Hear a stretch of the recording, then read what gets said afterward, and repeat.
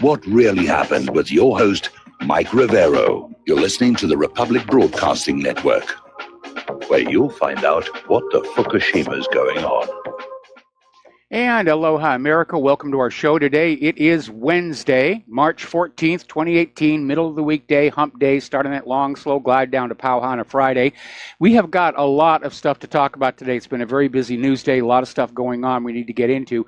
The phone lines are open, 800-313-9443. Mike is in our control room, keeping us out of trouble and ready to answer the phone when you call on in. Obviously, some very sad news. Physicist Stephen Hawking has passed away at the age of 76, and he was a very brilliant man, although obviously, longtime readers know I disagree with him about I disagree with him about the Big Bang. I disagree with all of established science about the Big Bang. But he was definitely an amazing man, and he was inspirational for doing what he did, dealing with the medical problems that he had. I remember when he did the cameo on Star Trek, where he played himself, which, by the way, is the only time anybody ever played themselves in the entire Star Trek franchise. So that was rather amazing and fun to watch here. Stephen Hawking, had reason to be concerned about his impending death. He'd been ill for a while here. Stephen Hawking did not believe in an afterlife. He described it as a fairy story. There is no heaven, to which I would add there is no hell or heaven, but what we make here on earth. But he will be missed. He was definitely one of the great ones. No question about that.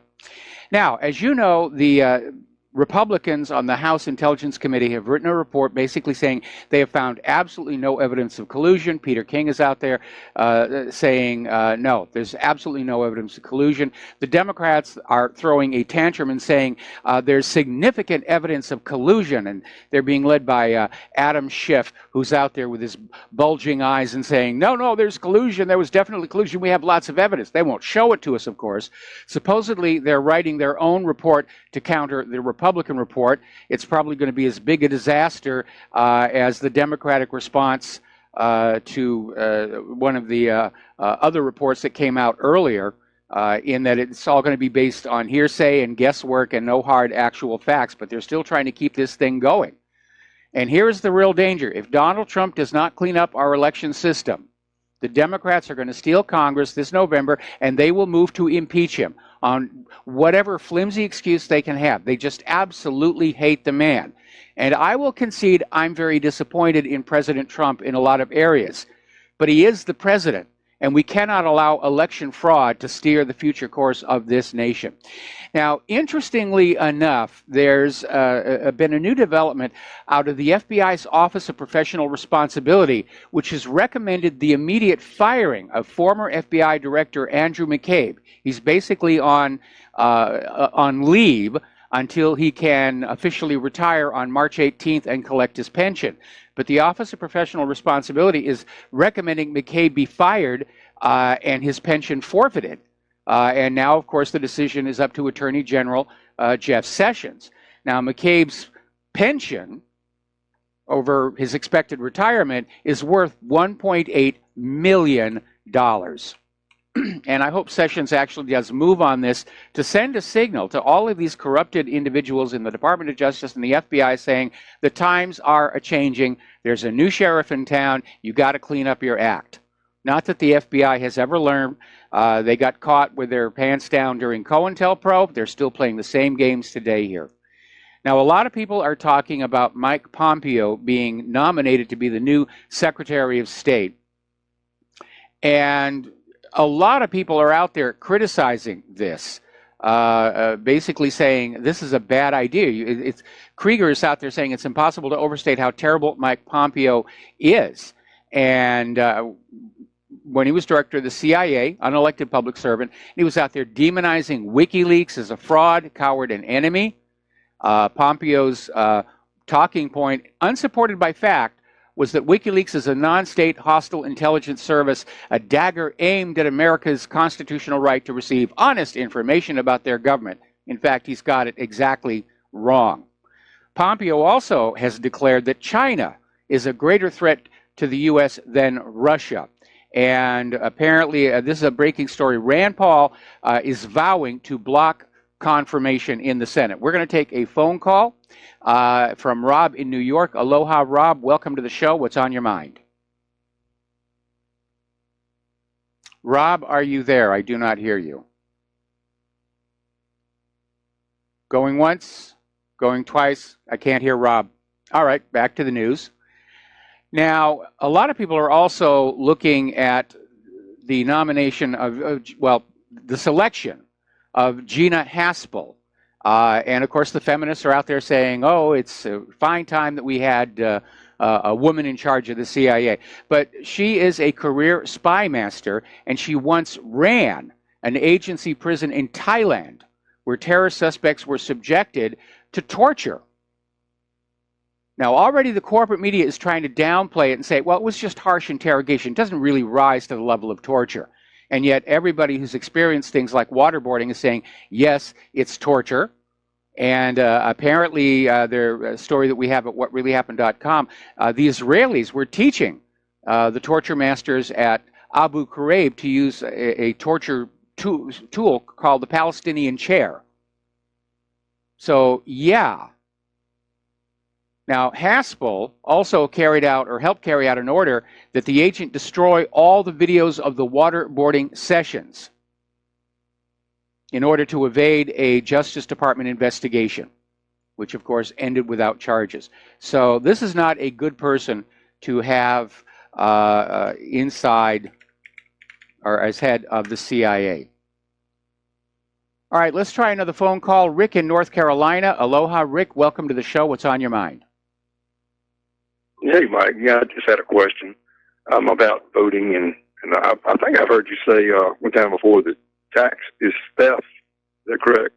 Well, a lot of people have said that. It's hardly original with me. Some of the founding fathers said the power to tax is the power to destroy.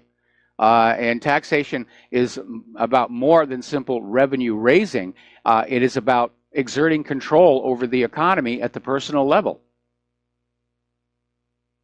Okay, now my question then is voting encouraging theft? I'm sorry, I couldn't hear you clearly on that one. Can you try that again? Yeah, is voting encouraging theft? I would say indirectly, if the people that we're voting for keep raising the taxes, there's no question about it. But in a nation with elections as crooked as ours, it may be the American people haven't actually voted in the government for decades now.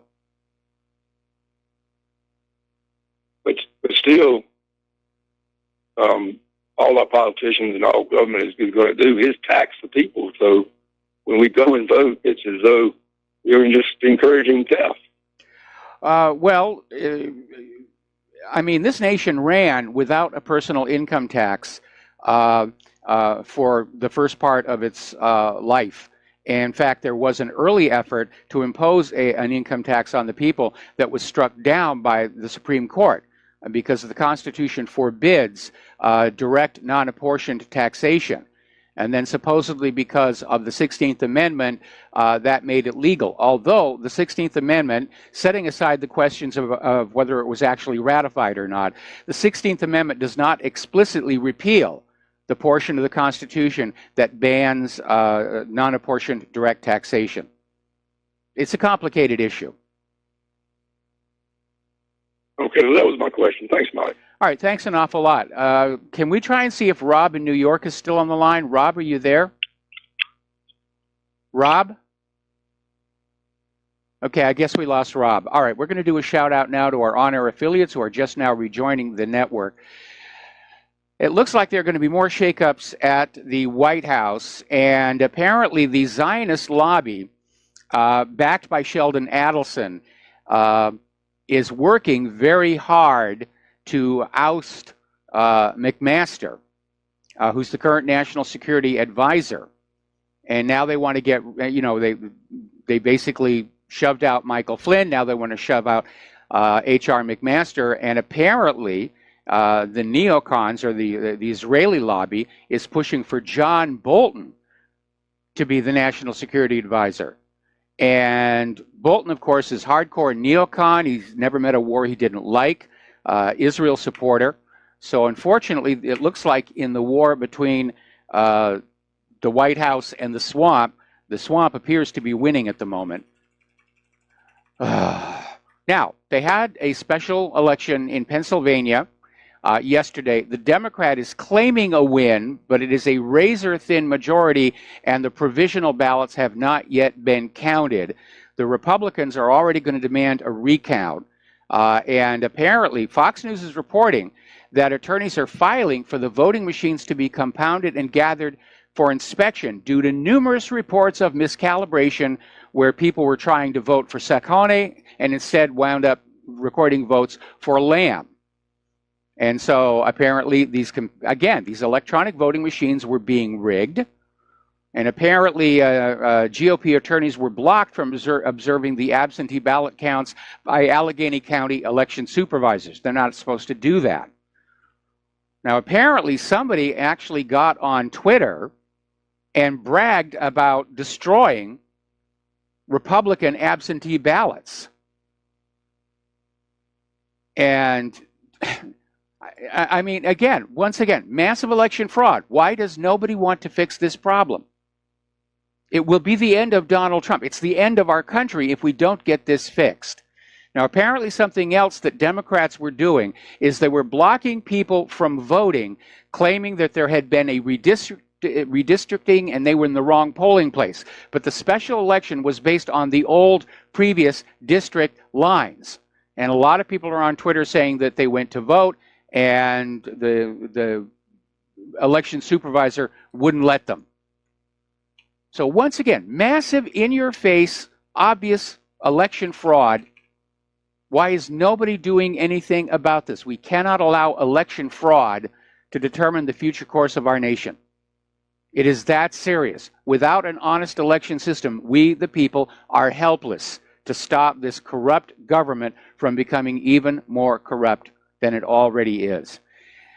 Now, Hillary is still on her little tour. She's taking a few days off. She sprained her hand, and the doctors advised her to rest, so she's canceled a few appearances in India. And she's still going around the world touting her book, What Happened, and making excuses for why she lost. And in the process, she has once again insulted the majority of Americans who voted for Donald Trump by describing them as backwards hillbillies and living in flyover country. That really only the liberals that live along the coastline should be allowed to vote in elections in the first place. But she just can't accept the fact that we, the American people, just don't like her. We don't like the criminality. We don't like her personality. We don't like the way she cackled about the death of Muammar Gaddafi. She's not a nice person. And we don't want her as in elected office anymore. And apparently, I'm hearing that the Democratic Party is getting really sick and tired of Hillary Clinton. She's become an albatross around their necks. If she's actually thinking about running again in 2020, I don't know that she's going to get very far, because the Democrats are, their support base is collapsing because of the embarrassment of Hillary Clinton. And as long as she's out there in the public eye, it's reminding everybody of how the Democratic National Committee cheated Bernie Sanders during the primaries, and again, massive election fraud in the 2016 elections. And the Democrats are trying to move away from that, and Hillary won't let them. Now, as you know, we were talking the other day about lawfare. This is where powerful people who don't like the independent media will sue the independent media. Not in the expectation that they're going to win, but just in an effort to drive the independent media into bankruptcy, because they've got all the money and we do not. And it turns out the lawyer who's suing Gateway Pundit and Alex Jones worked for the same firm that put 4 lawyers, including Robert Mueller himself, on the special counsel.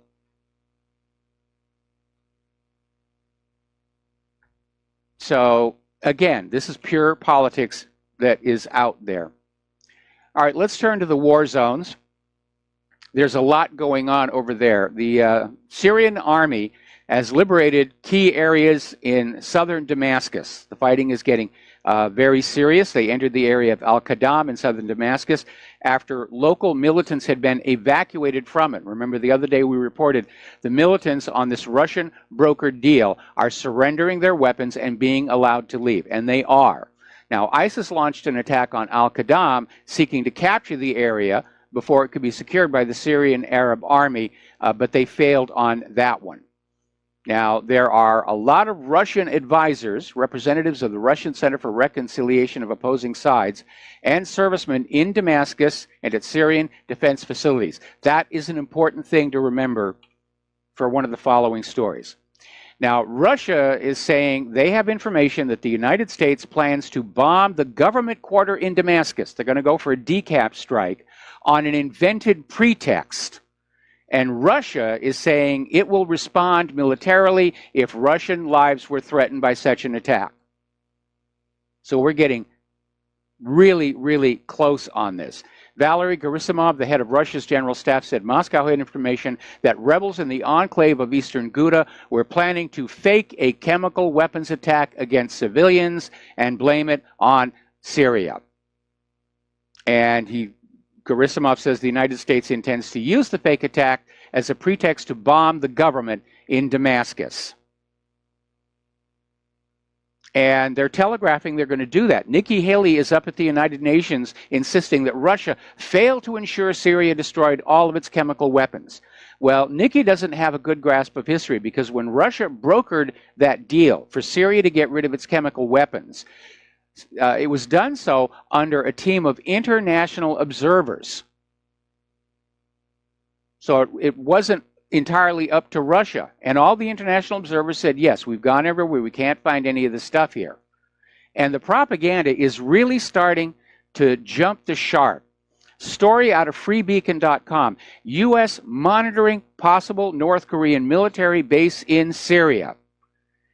And this is really over the top. The claim is that North Korea has built a secret underground base, which somehow showed up on satellite photography, from which North Korea and Syria will launch chemical and nuclear weapons. So they're really, really pushing the propaganda. Now, the Syrian Arab Army found an underground chemical facility in Al-Shifonia in East Ghouta, and the terrorists were using it to develop chemical weapons. They also found a guide on how to do all this from a Saudi chemical industrial company. The container for some of these chemicals was made by an Italian firm, Flanox. Now, Moscow believes that the threats to Damascus to use force against Syria are unacceptable, and Russia's permanent representative to the Organization for the Prohibition of Chemical Weapons, Alexander Shulgin, has said on Wednesday, after the Nikki Haley statement about readiness to act militarily on Syria, he basically says the terrorists have the toxic agents. They've got the components for all kinds of deadly gases, especially chlorine. They're the ones doing this. It's an obvious false flag. Story coming out of IntelliHub. The Pentagon has been caught falsifying the paperwork for weapons transfers to the Syrian rebels. And apparently this is a report issued by 2 international weapons monitoring groups confirming the Pentagon continues to ship record-breaking amounts of weaponry into Syria, and that the Department of Defense is scrubbing its own paper trail. This is coming from the Organized Crime and Corruption Reporting Project and the Balkan Investigative Reporting Network. And they found conclusive evidence that not only is the Pentagon currently involved in shipping $2.2 billion worth of weapons from a shady network of private dealers to the terrorists in Syria, mostly old Soviet weapons, but is actually manipulating paperwork such as end-user certificates, presumably in order to hide the U.S. involvement. And they failed. They have basically failed. All right, we're going to take a short break for commercials here, and we'll be back after these few words. And aloha, America. Welcome back to the show. And once again, we have to put out the word. Republic Broadcasting needs you. We need your help. We're literally in a war with the deep state, the corporate media, corruption, the war machine, and we need your help. So if you can donate, the address for a check or money order is Republic Broadcasting Network, 2251 Double Creek Drive, number 302, Round Rock, Texas, 78664.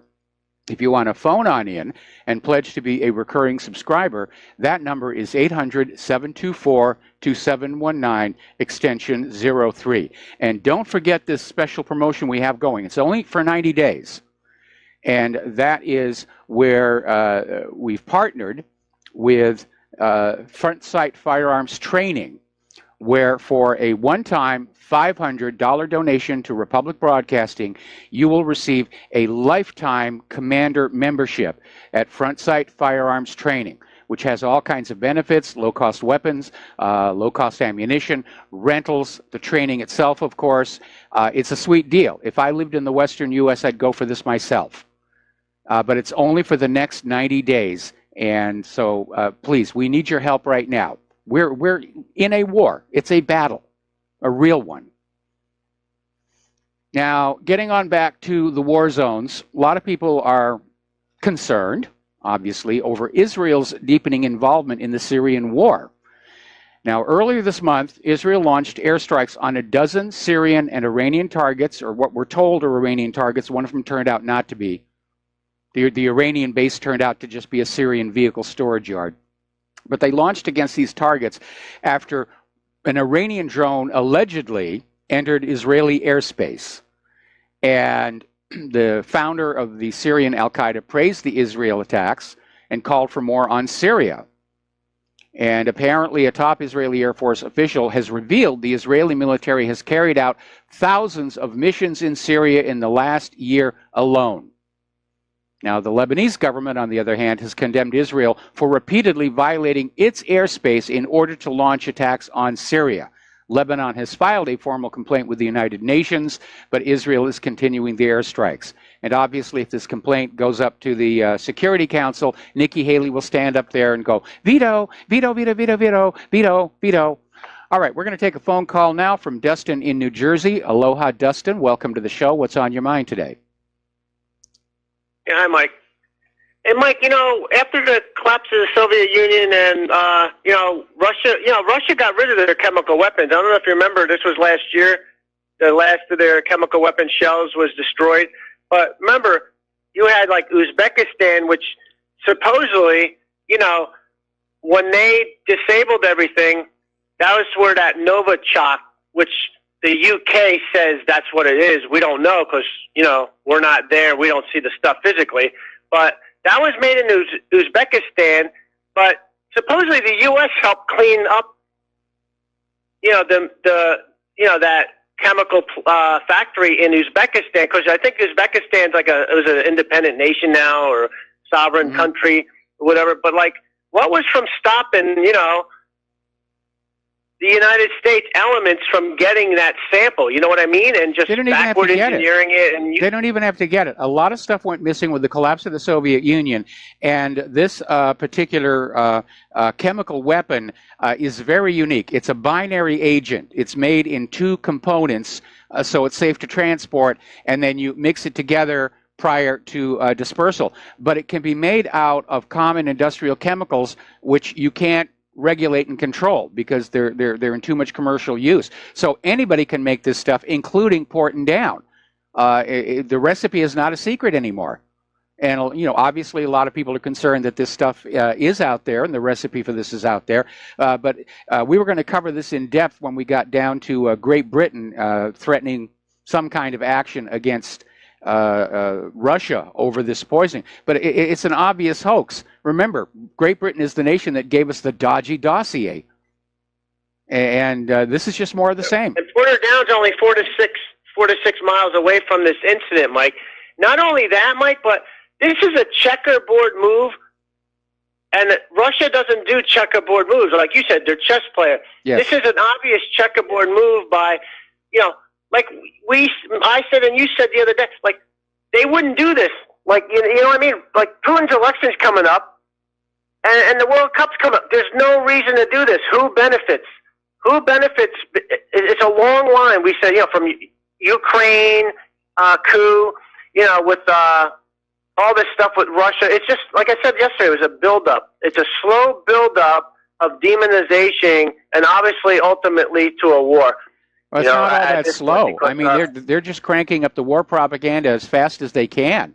And from this, I would conclude that probably the majority of people aren't buying any of this nonsense. We've had too much of it over the last 18 years. And in fact, there's one of the articles that I posted at whatreallyhappened.com where I said, you got to read the comments on this. Nobody is buying this nonsense. Yeah, especially Mike. We all know they lied about Iraq weapons of mass destruction, baby incubators in the previous war, right? It's just lie upon lie upon lie, and all of a sudden we're expected to believe this crap. I mean, come on, you got to be a real moron to believe anything coming out from the media or the government, not just here, but in the West in general, because they're all on the same page. You know what I mean? Dustin, hey, Mike, I got to let you go. Dustin, I'm sorry to cut you off. We got to take another commercial break. Thank you for the phone call, and we'll be back with more news and more phone calls after these few words. Aloha, America. Welcome back to our show here. We're going to take a phone call now from Kevin in West Virginia. Aloha, Kevin. Welcome to the show. What's on your mind? Hey, Mr. Mike. The First Amendment's on my mind as usual. Man, this has gotten crazy. I've been listening to a little bit of what Dustin said about it. You know, how do we, believe these regurgitations that the mainstream media and everything is saying? I'm wondering if the lady that came out and apologized to Rex Tillerson, and I can't think of her name, by calling all Christians or, that whole comment, calling them mentally ill or whatever, they came out and apologized. I'm wondering, are they double backing or now coming out and apologizing to get their credibility back, or is this some type of other thing that they're doing? Well, you're right. They're struggling to get their credibility and their audience back, and what happens is they're pushing as hard as they can on several fronts, and when they push too far and there's a push back from the people, then they'll back off and say, we're sorry that we did that. It's called having a trial balloon.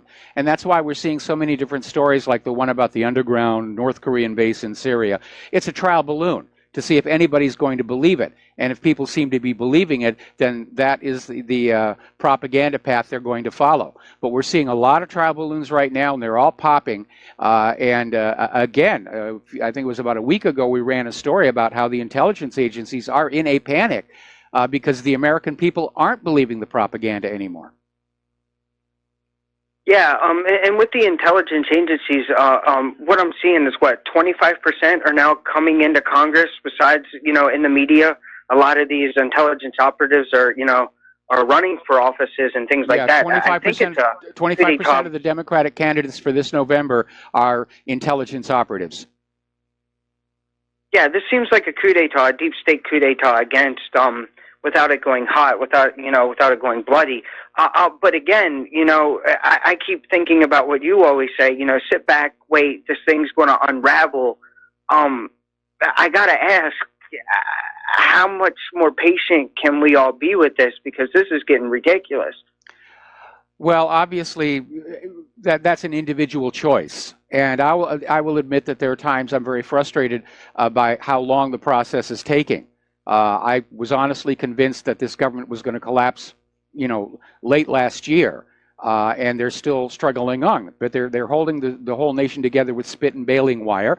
They're still rigging the stock market. They're still lying about the unemployment numbers. Trump was just out there saying, "Oh, we've got so many fewer jobless things going on here," and yeah, it's all being held together by illusion. It's smoke and mirrors, and there's no substance left inside either the government or the economy.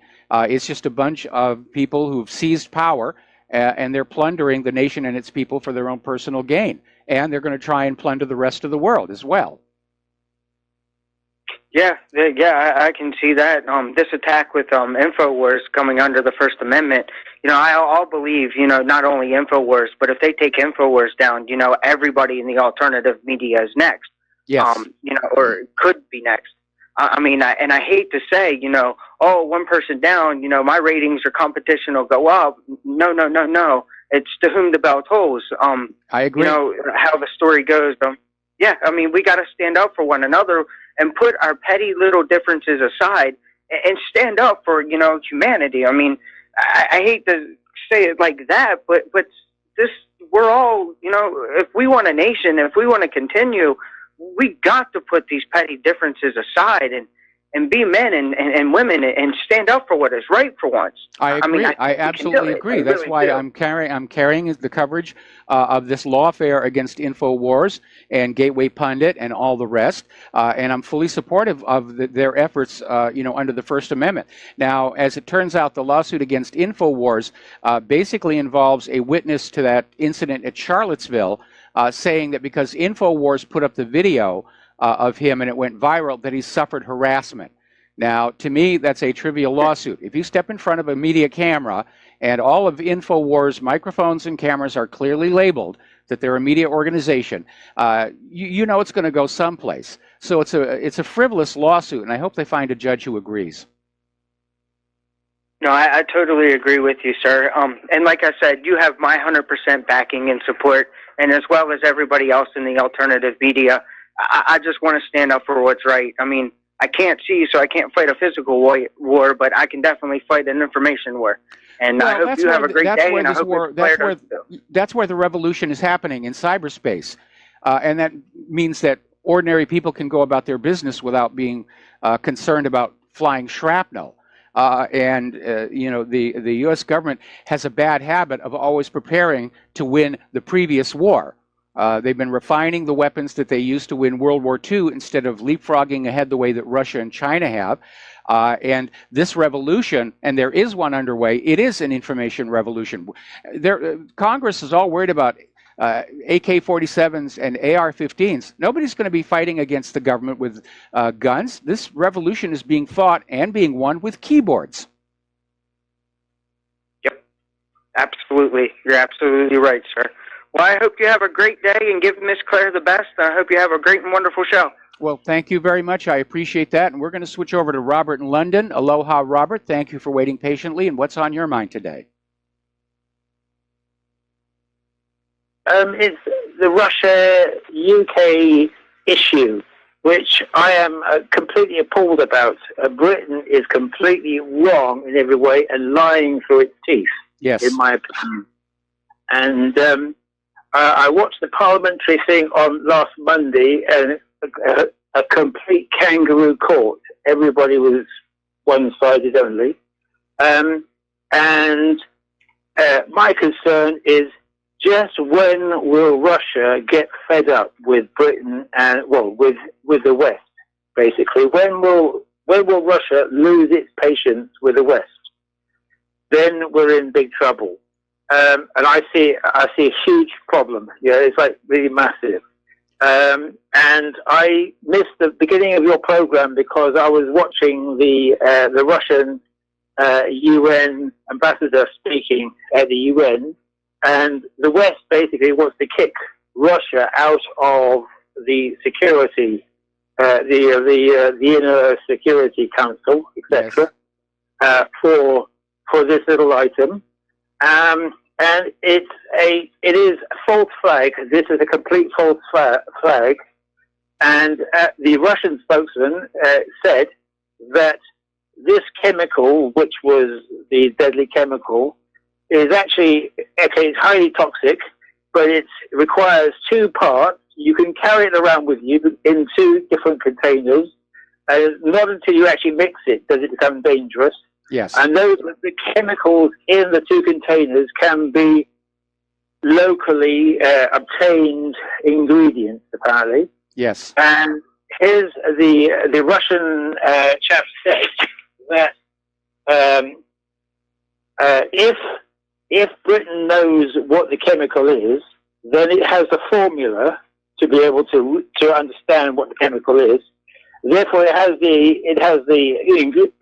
it knows how to make it, so therefore it can make it. Portland Down is 20 miles away, or 8 miles away, 8 miles from Salisbury. So, and one theory put by a Russian gentleman who I've seen on TV many times, who I do like, he reckons there could be an ISIS bod, an ISIS man who's come back from Syria somewhere, who's disgruntled and upset with everything, as the British are, losing their place in Syria. And all they do is have to give this chap who doesn't know very much about anything, and he will then very crudely spread it around. It's a very crude job, apparently. Yes, it is. It's a professional hit. And it's so basically, you don't need to look any further than 8 miles away between Salisbury and Portland Down Research Centre, which is the top chemical place for UK.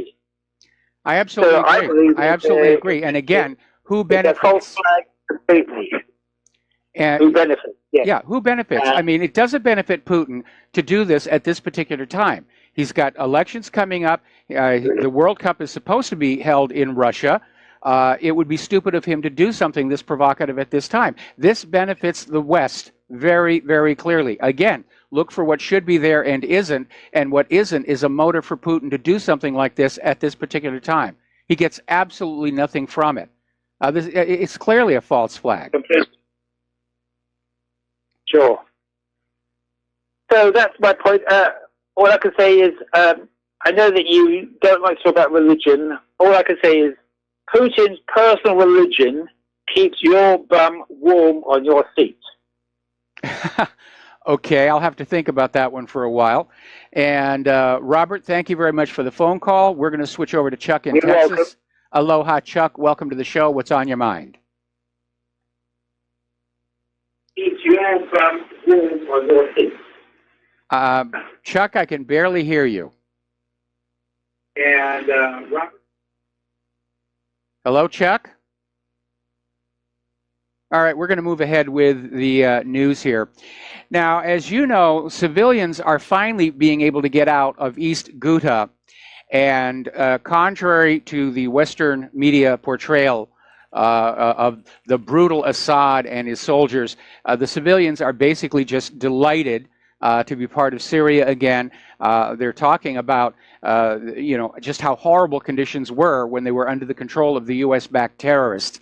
And again, it completely contradicts the corporate media's attempt to portray Syria as some kind of a humanitarian mission to save those poor Syrian people from the evil Assad. Okay, looks like we've got Chuck in Texas back. Chuck, aloha, welcome to the show. What's on your mind? Well, how you doing, Mike? Okay. Quick comment. Julie called in saying that, we all need to come together. Well, until Alex Jones stops being a Zionist, I personally will not support him in any way, shape, or form, simply because I think he's the pinnacle of controlled opposition. I'll let you comment on that in just a second, Mike. I got a question. I've been having some trouble with my iPhone and Bluetooth connections. This iPhone 4 is, I bought 3 or 4 of them, trying to keep from upgrading. Suggestions on a new phone. What would you think? Well, I like the iPhone. I've had nothing but bad experiences with anything based on Android, and I'm on an iPhone. This is an iPhone 7 now, and I'm very happy with it. I don't want to have to fuss around with it. Yeah. I mean, while I'm enjoying my white privilege and working, I'll break a bigger phone. And an iPhone 4 is about as large a phone as I can carry with me and work without shattering the screen constantly. Well, I'll be very honest. When we upgraded our phones, which actually got us a lower monthly bill from AT&T, amazingly enough, along with 2 free iPads, we got Claire the iPhone 7S, which is the larger one. And in hindsight, I'm almost sorry I didn't get that one as well, because I think I would appreciate the larger screen. Yeah, I was a working guy. I loved my flip phones, but they got so outdated and couldn't do the things that I needed to do. But even this iPhone 4 is a little larger than I like to have on my belt while I'm banging it around working. Yeah. So I enjoy my white privilege by going to do real physical labor. But anyway, I'll let you comment on Alex Jones. I'm afraid that as long as he's going to be a Zionist, when's the man going to realize that buddying up to the enemy does not pay off? They will betray him, and I don't want him. I wouldn't trust him. I'm sorry. At this point, you just can't trust him. Let him go down. Well, and then RBN can pick up the can pick up the slack. Well, if they succeed in lawfaring InfoWars into bankruptcy, RBN will be next.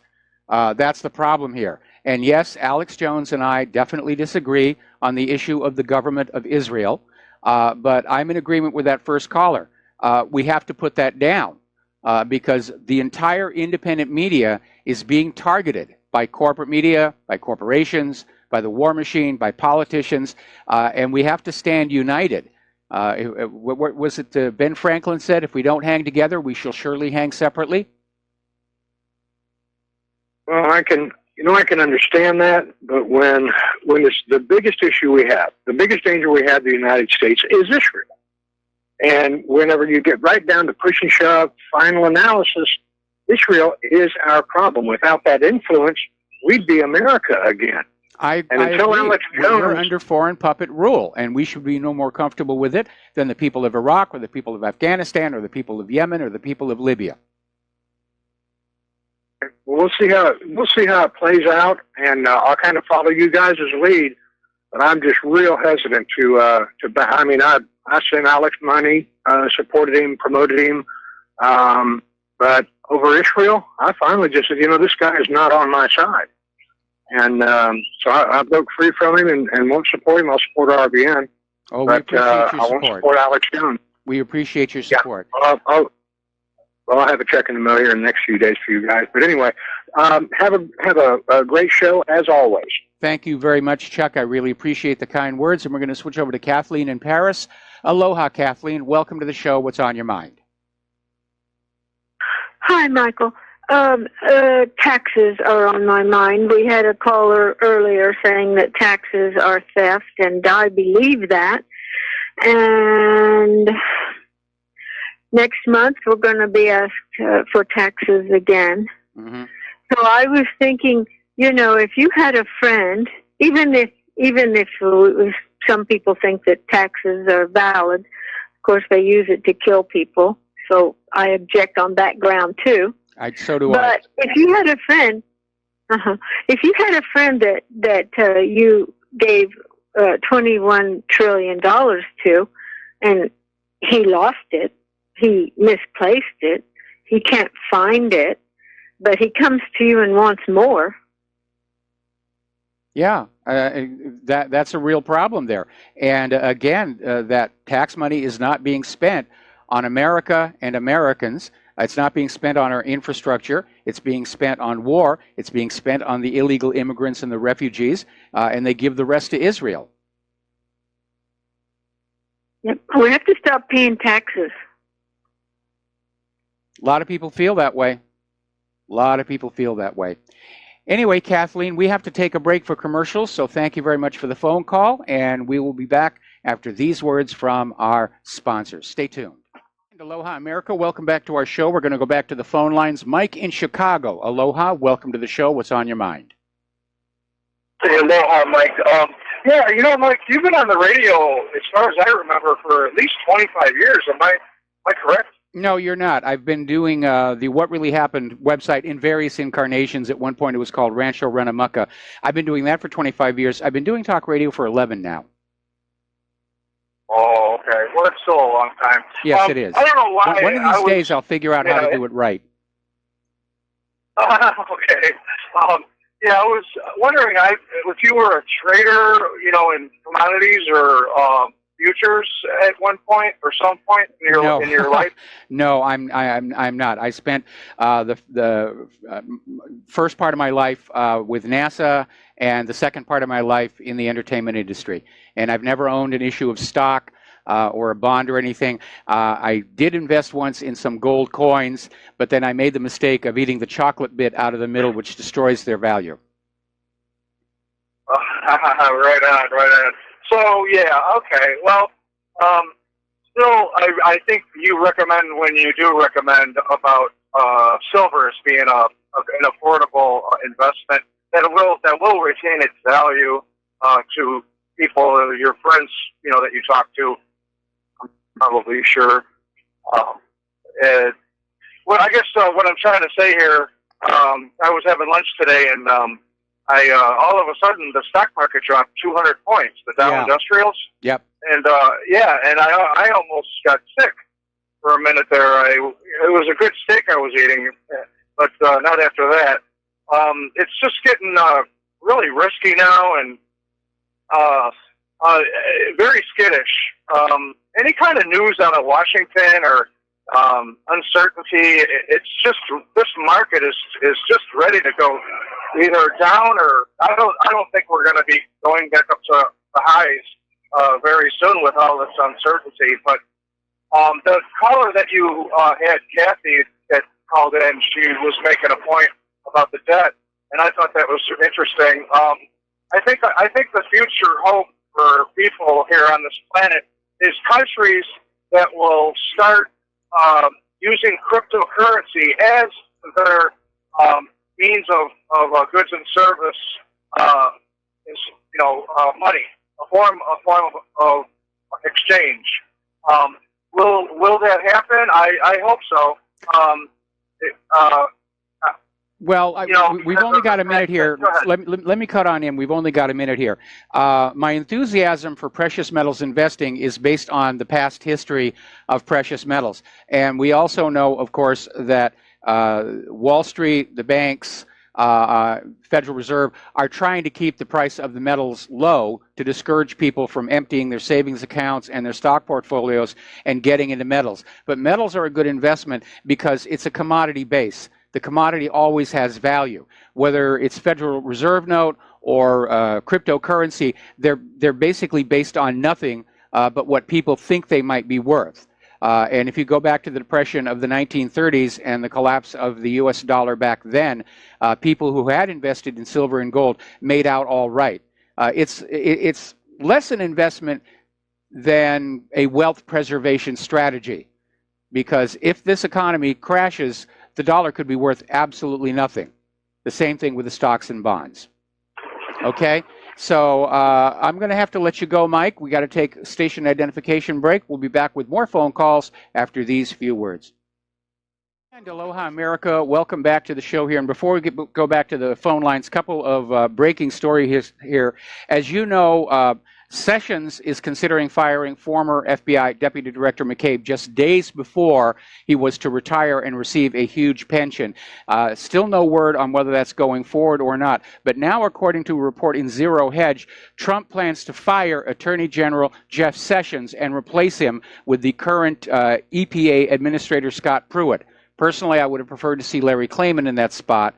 But Sessions has done hardly anything at all. And he's certainly not going after the deep state. So we'll see what's going to be breaking on that. So back to the phones here. David in Lake Arrowhead. Aloha. Welcome to the show. What's on your mind? How you doing there, Mike? I'm doing good. Not everybody asks you that. All right. I just wanted to address the fella a couple of calls ago that wanted to know about a smaller iPhone. And they make one. I have it. It's actually just a silly millimeter higher than the iPhone 4, and that's about the same width. And it's actually thinner. It's the iPhone SE Special Edition, and it's equivalent to about an iPhone 7. So he might want to look into that. And then the other thing I wanted to mention real quick is, how does it happen that Donald Trump can tweet somebody, whatever it is, and fire them over Twitter? I mean, I could see it if it was his lawn boy or something, but it's Secretary of State.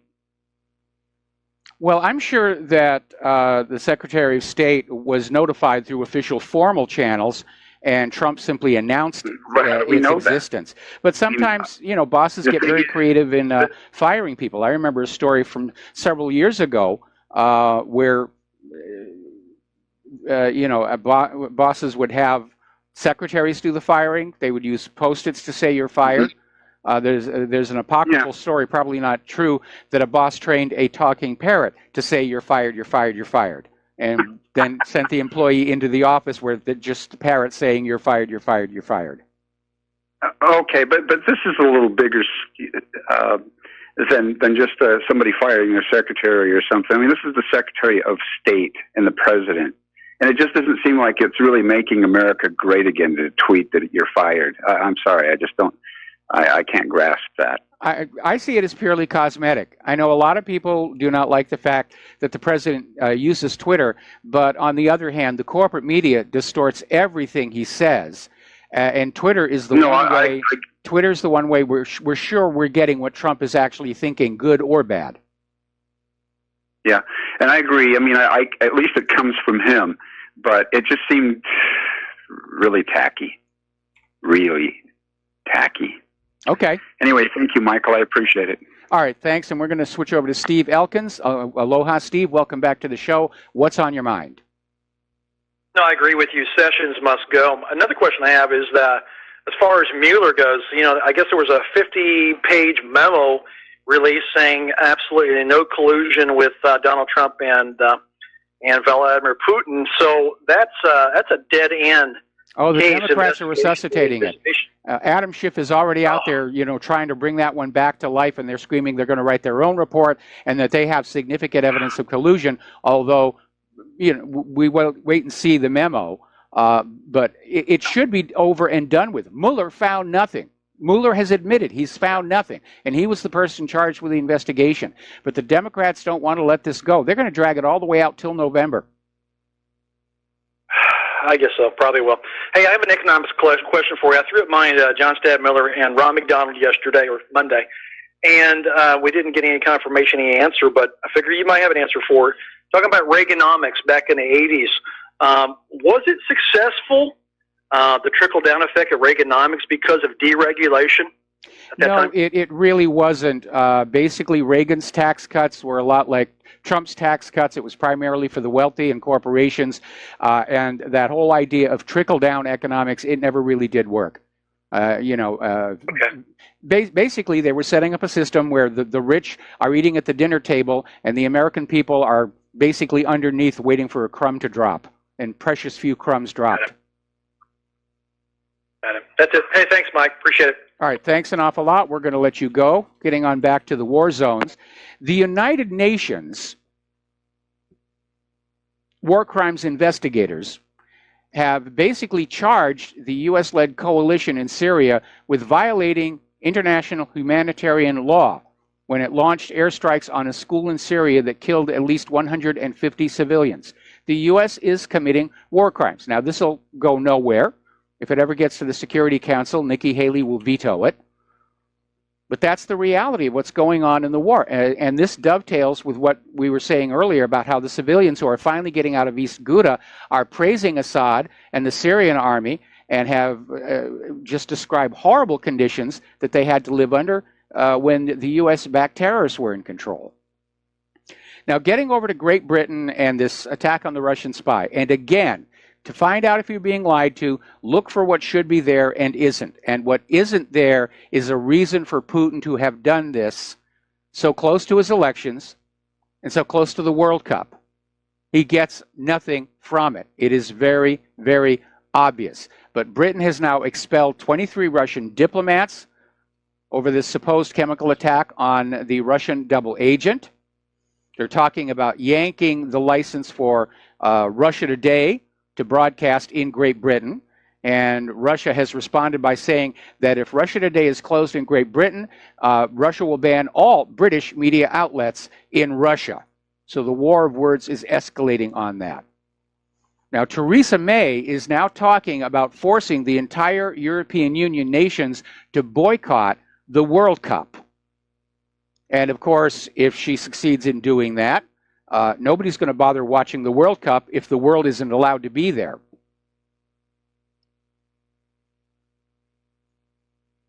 Now, not everybody is buying this blame Russia. In fact, as you've heard from some of the phone calls, very few people are buying into this. Jeremy Corbyn is saying there isn't enough proof to conclude Russia was behind this. And Corbyn stood up in Parliament and he challenged the evidence. And you have to look at the chemical that was used. It's called Novichok. And as I mentioned before, it's a binary agent, meaning it is stored as two less toxic chemicals. They're still toxic, but not too terribly. And you can transport it to where it's going to be deployed, in two separate containers. And you mix it and you allow it to react, and this makes the Novichok material.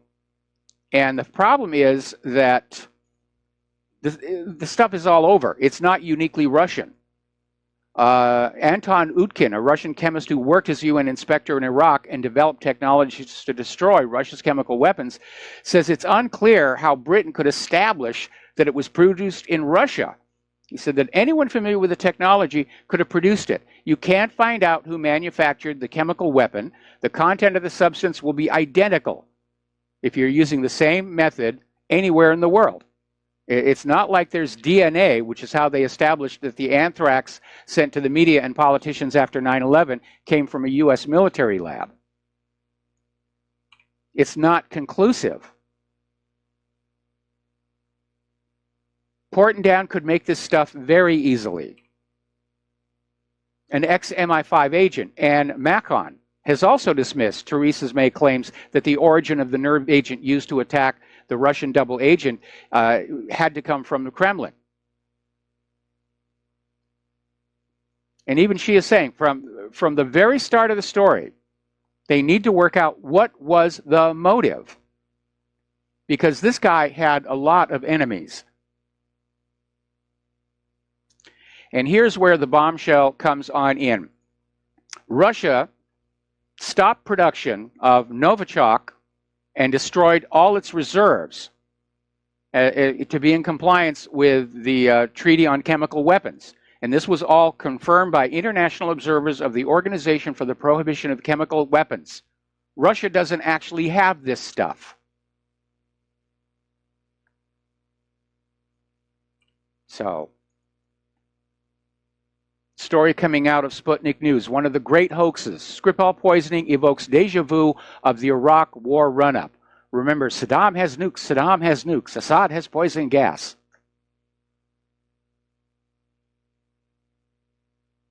So, it's another obvious false flag.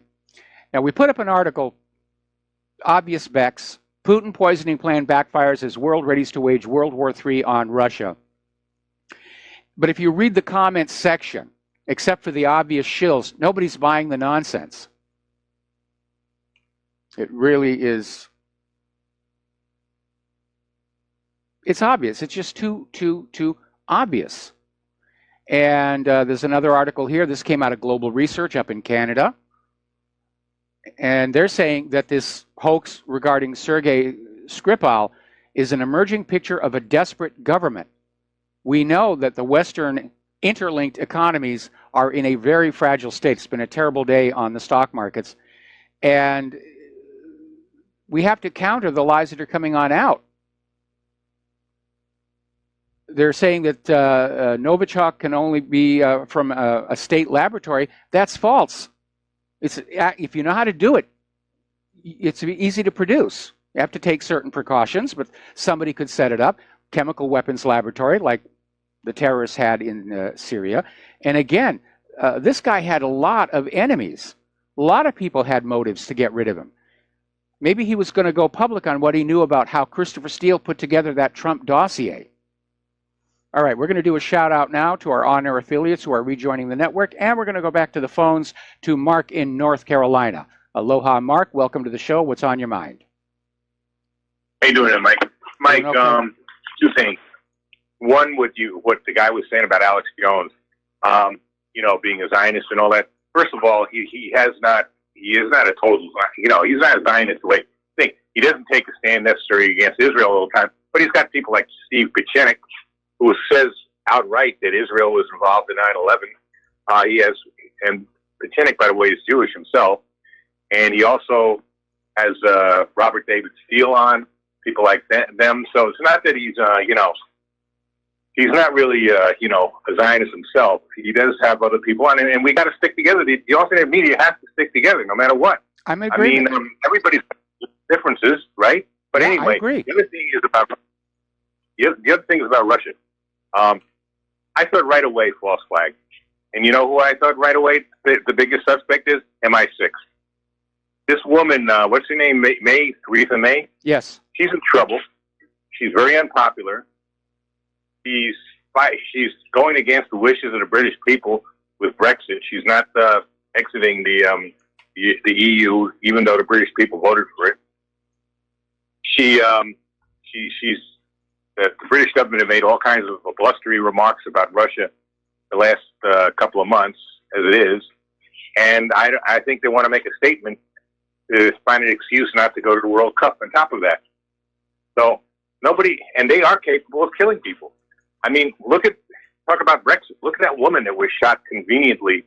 And by the way, you know how impossible almost it is to get a gun in Britain by a so-called mental patient, who I think was probably MK Ultra or something like that. Remember that? Yeah. Before the Brexit vote, it didn't work. People still voted against it, and I think this is what's going on, Mike. Unfortunately, the Western governments are evil today, or at least they're run by evil people. Yes. Especially in Europe, even more than the United States. Most of these, leaders don't even have their own children, like Merkel, Theresa May, the guy in France, So I wouldn't say they don't care, but it goes hand in hand. They probably have their bunkers somewhere, and they figure, they'll inherit the Earth after it's gone, after the planet is nuked. Yep. And they got what they want. And nuclear war to them is not all as terrible as it once was. When you had JFK and Khrushchev facing off, both started their children and grandchildren above so many other things. Yes. Both are rational men. You don't have that today. At least Trump, maybe he'll think of his kids, grandkids, but sometimes Trump just acts so impetuously. I don't know. And I don't like this guy that he just appointed to Secretary of State, Pompeo. Yeah. I don't trust that dude. That's a bad sign. And I don't like this woman either that he put in there, for the CIA director. So I don't know where we're headed, Mike. Maybe you know. It ain't good. No, it isn't good. If this goes to nuclear war, and everybody's got their bunkers. I know that they've remember the Greenbrier, this luxury resort in Virginia, and underneath it was this secret bunker where Congress was going to hide out in the case of a nuclear war. And then after the Cold War ended, they basically turned it into a tourist attraction. If you were staying at the Greenbrier, they would take you downstairs and show you where all the stuff is. My understanding is now it's been brought back to active status, and there's all these other bunkers, as Mount Weather, and our government has been bunker happy for quite a long time. If you keep hearing all these stories about people are hearing these mystery drones that sound like a diesel truck idling in the distance, those are tunneling machines, just like the ones they used to dig out the Channel Tunnel. They're a little bit smaller. The U.S. government has been digging in for years now, getting ready for this, and the money junkies, they're buying nuclear-proof bunkers left and right. And so, it's eerily reminiscent of Tom Clancy's book Rainbow Six, and the storyline of that one was the rich, wealthy political elites were going to release a devastating biological weapon that was going to kill anybody who didn't have the special vaccine first, and then they were going to depopulate the planet and let it go back to nature, and they were all going to be happy. And there are people who do think like that. And they're thinking maybe let's just go ahead and nuke the planet, and when the radiation is gone, we'll come on up and we'll just start rebuilding the world all over again. By the way, you know where he got a lot of his ideas from, Clancy, is the guy I just mentioned, Steve Kuchinek. Yes. Who's actually an info. I wish you'd get him on your show, too. I'll try and get him. I'll try and get him. Okay? So, he knows all the ins and outs. So anyway, that's basically all I got to say. All right, well, thank you for the phone call, and we're going to let you go. Getting on back to the news here. Story that's coming out of Blacklisted News saying that Russia's hypersonic missiles didn't surprise America. See, initially after Putin's State of the Union speech and the video behind him, everybody was scrambling. Why didn't we know about this? Why weren't we figuring out ways to counter this? And the CIA was just kind of shrugging. Now they're trying to cover up for that, saying, oh, we knew all along, and they're not really, we don't have to worry about those here. But these weapons have really awed the rest of the world. And much of the rest of the world is hoping that Russia's new weaponry, which is pledged to be used for defensive purposes. It's a deterrent. Russia has a deterrent to deter America's expansion. And everybody's saying, maybe this will calm things down. Maybe we'll be back to the days of mutually assured destruction. But you know, the CIA doesn't have a real good track record with things in that part of the world. They totally missed the Soviet Union going into Afghanistan. They were caught totally by surprise. And they didn't see the coming collapse of the Soviet Union. I would suggest they don't really know what's going on in Russia today. And that's why they were surprised by some of these weapons. And they're just trying to basically cover their ass on that one. But I think at this point, it's safe to say that the corporate media's Trump is soft on Russia narrative can go into the trash can. We were hoping he was going to be soft on Russia. We were hoping that there was going to be some kind of a détente. Donald Trump, the candidate, promised to disengage militarily from the rest of the world. That is probably the biggest one of his campaign promises that he's broken, along with putting Hillary in jail. Now, Angela Merkel has secured a fourth term as Chancellor of Germany after parliamentary approval. And wasn't sure for a while there whether they were going to get the coalition government, but apparently the parliament has just approved her as Chancellor for another term in office. So we're going to have to be dealing with her and her open borders for a while yet. We're going to take a break for commercials, and we'll be back after these few words. Aloha, America. Welcome back to the show. We're going to go back to the phones to Curtis in Nevada. Aloha, Curtis. Welcome to the show. What's on your mind? Yeah. Hi, Mike. You know, I wanted to... Trump is the only chance that we have. He has to defeat the deep state. If he doesn't do that, then I honestly believe that what we see in the Deagle reports are going to come to pass. Yes. And if you notice the Deagle report, yeah, they are basically like, how do you say, one of those predictive programming types, you know, other than in the media, because they do have affiliation with the CIA and intelligence agencies, so they're very credible. And they do have an element of a large percentage of the people that are going to be gone are going to be Caucasian. If you notice that, if you look at that, you know, the list. We're seeing that already with this attempt to, you know, get rid of whiteness. I mean, all of a sudden we're targets, and we didn't do anything.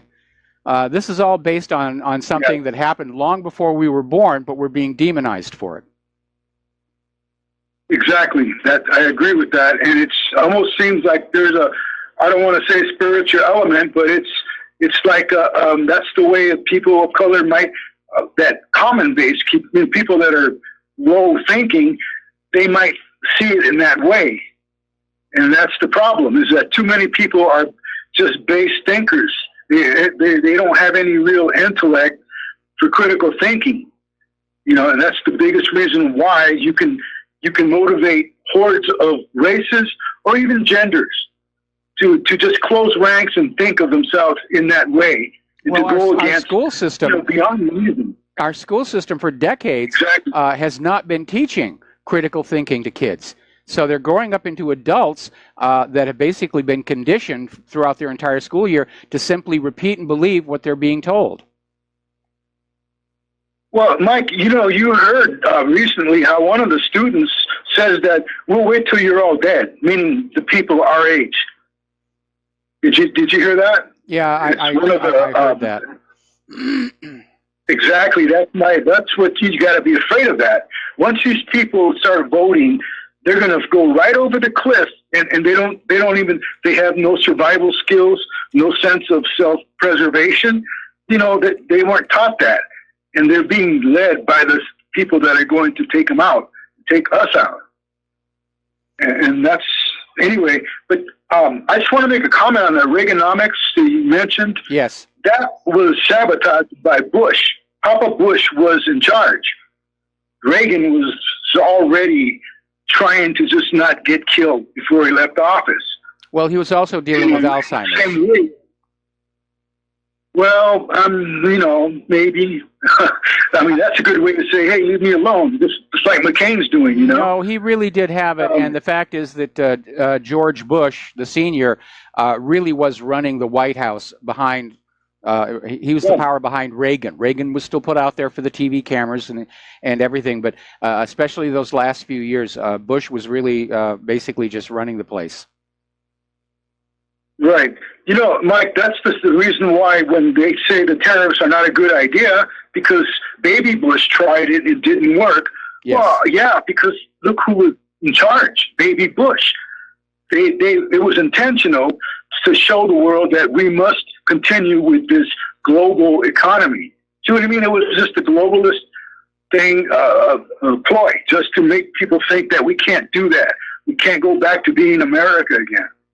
Well, actually, the tariffs are having the opposite effect. They're forcing nations to go back to being sovereign, independent states. I mean, the tariffs are starting to come down. There's a domino effect that's already happening, and that's one of the reasons why the plunge protection team can't keep the stock markets up. People are getting very nervous, and they're dumping stocks in companies that are being hit by these foreign tariffs. This was a mistake to do at this time. And we're already feeling the consequences from it.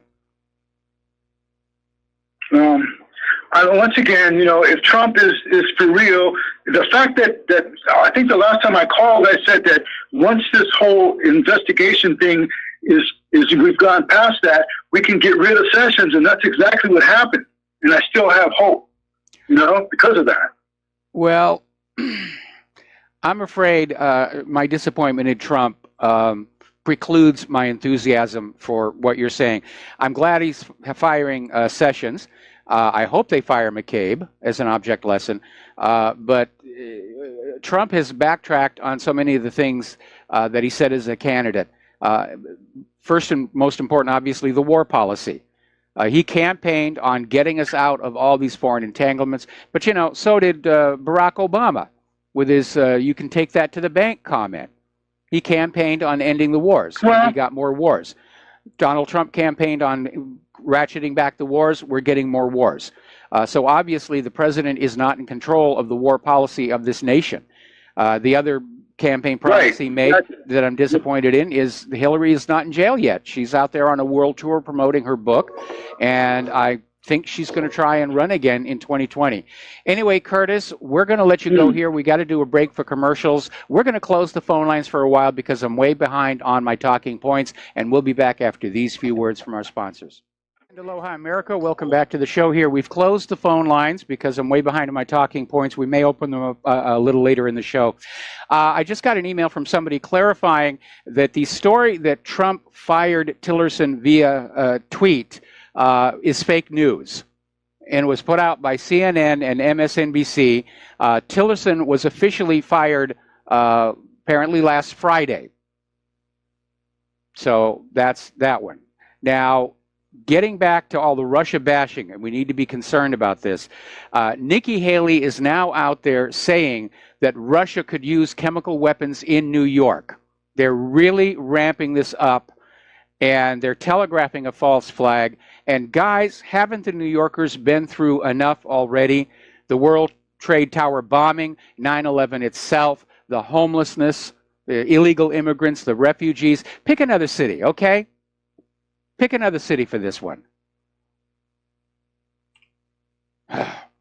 Meanwhile, Iran's Foreign Minister Mohammad Javad Zarif has said his country is ready to resolve differences with the Saudi government as part of Tehran's desire for stability in the region.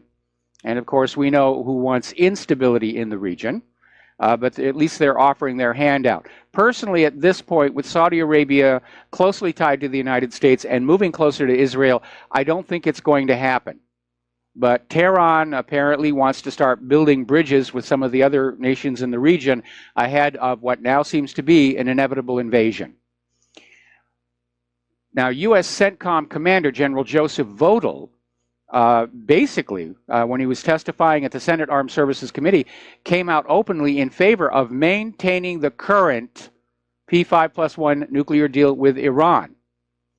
And Votel even warned over possible consequences if Trump withdraws from the treaty. like war.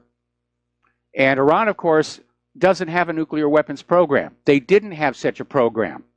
We've been hearing since the 1980s that Iran was just weeks away from a nuclear weapon. That's what Israel kept saying, and it never happened. It's just part of that demonization to go after the enemies here. Now, as you know, there was an attempted assassination on the Prime Minister of the Palestinian Authority, Rami Hamdallah, and the head of the Palestinian Authority's Intelligence Service General, Majid Faraj, immediately after they arrived in the Gaza Strip on Tuesday morning. And because the bomb was a roadside bomb, exploded after their convoy had passed, people are wondering, was it just a failed attempt, or is somebody sending a message?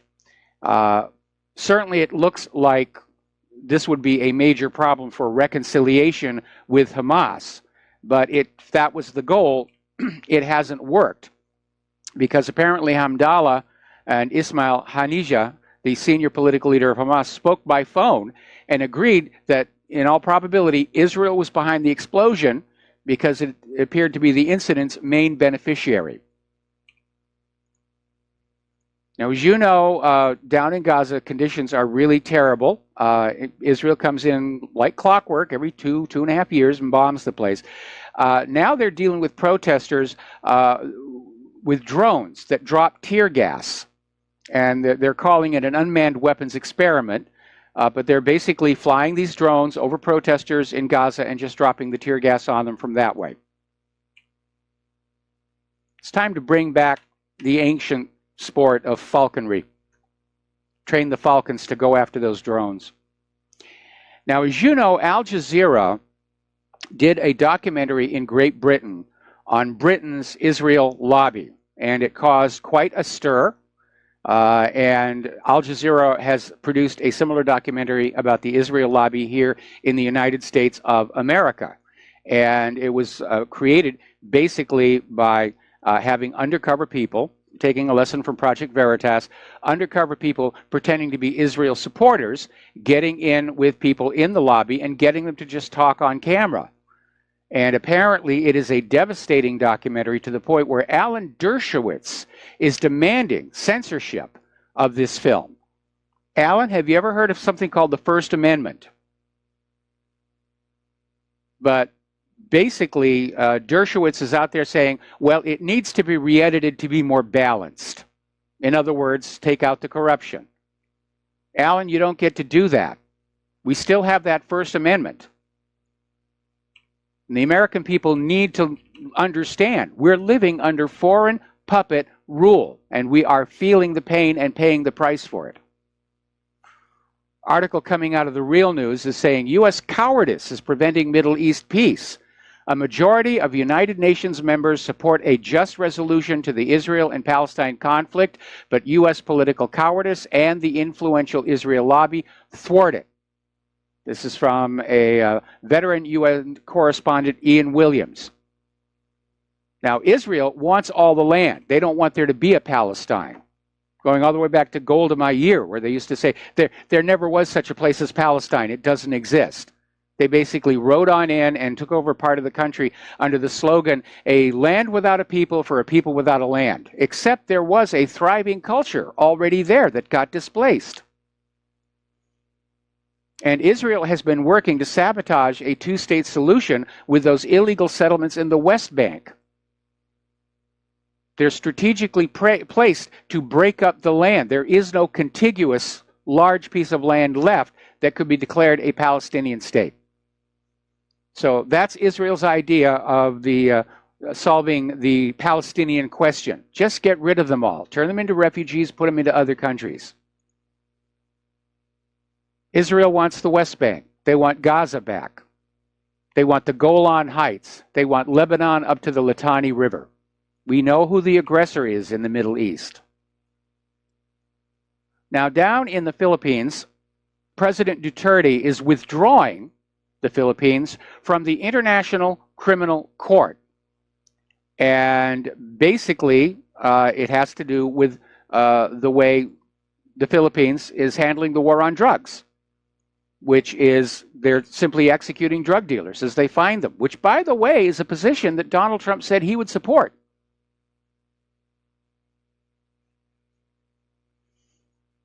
Now, Kim Jong-un has basically announced what he is hoping to achieve with this meeting with Donald Trump.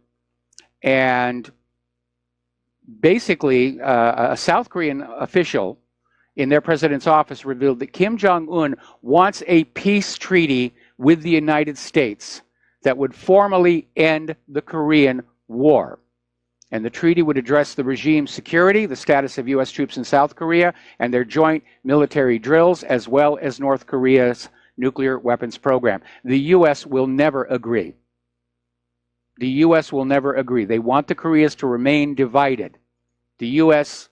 needs chaos around the world to justify more wars and more war spending. Now, as we mentioned briefly yesterday, Donald Trump thinks a militarized space force is a great idea. And he said it when he was delivering a speech at San Diego's Marine Corps Air Station Miramar, which used to be the home of Top Gun. I don't know where they are now. And Trump said he was interested in establishing a space force to protect American military interests in outer space. And he said, this is a direct quote, "My new strategy for space recognizes that space is a warfighting domain, just like the land, air, and sea. You know, I was saying it the other day because we are doing a tremendous amount of work in space. Maybe we need a new force. We can call it the Space Force." And I was not really serious. And then I said, what a good idea. Maybe we'll have to do that. Now, there are a couple of reasons why not to do that. First of all, there are already weapons in space in defiance of international treaties, the so-called anti-satellite weapons. And setting aside the hideous cost that a space force would entail, which the U.S. doesn't have, crushed down with debt, there is a very good reason not to take war into space. And I hope that if somebody is listening to this program on behalf of the Trump administration, that you note the following reasons why I'm opposed to this idea. When you're fighting a war in the air and you blow up the other guy, the parts all fall to the ground, and that is the end of it. If you are in orbit and you shoot the other guy, some of that debris will fall back to Earth, and we don't know where, and everybody's still nervous about the Tiangong-1 Chinese space station, which is coming down soon. But a lot of that debris just goes into other orbits, and much of it is going to be too small to track. And at orbital speeds with highly inclined orbits, even a small piece of debris can destroy another satellite. If you take war into low Earth orbit, you could literally turn it into a no man's land, an orbiting minefield that will literally trap humankind on the surface of Earth. No more space exploration, no more communication satellites, no more spy satellites. This is a very, very dangerous thing to do. There's at least one incident where the space shuttle was damaged by just a little tiny fleck of paint, and it left a crater in one of the windshields. And there's already one known instance of two satellites colliding with each other. It's a junkyard up there already. But going up there into orbit and fighting a battle is going to basically put Earth off limits, or put space off limits for the future. Please don't do it. We have enough war down here to keep even the hardiest warhawks satisfied. And by the way, war in space won't look like Star Wars. I know they talked a lot about this sort of thing back during Reagan's Strategic Defense Initiative, and thank goodness that none of that stuff was developed. Now, as I mentioned earlier in the show, this is a report from Zero Hedge. The super rich are rushing to buy nuclear-proof bunkers. And apparently the rush started after the key event of 2014. Basically, they've just started buying all these bunkers. It's a booming market. And they're buying these luxurious nuclear-proof bunkers all of a sudden. And if the politicians do go ahead and blow up the world, I suggest we survivors find all those bunkers and just pour concrete all over the hatches. End of story. Now, do you remember a while back, we here in Hawaii went through this big scare. In fact, there were T-shirts in the shopping malls. I survived the Hawaii ballistic missile. I should have gotten one of those. And what it was is the state's emergency alert system sent out an alert that there was an incoming ballistic missile. This is no drill. And it was something like 20 minutes before it was revealed that this was a mistake or a hoax or a test. And everybody's been asking, what's going on here? And it's getting a little complicated because for nearly 2 months, Governor David Ige's office has refused to release information showing how this Hawaii missile alert was handled. And Hawaii officials have repeatedly blamed a low-level state employee and a breakdown in his agency's leadership as the main cause. But for some reason, they've got something to hide. And I think we'd like to find out what it is. Now, they had a similar false alarm or test in Japan, and the all-clear recall, it was a mistake, took only 5 minutes there for a much larger country. Why did it take over 20 minutes here? And maybe that's what Ige is trying to withhold from public view by withholding this information. Now, let's talk about the economy.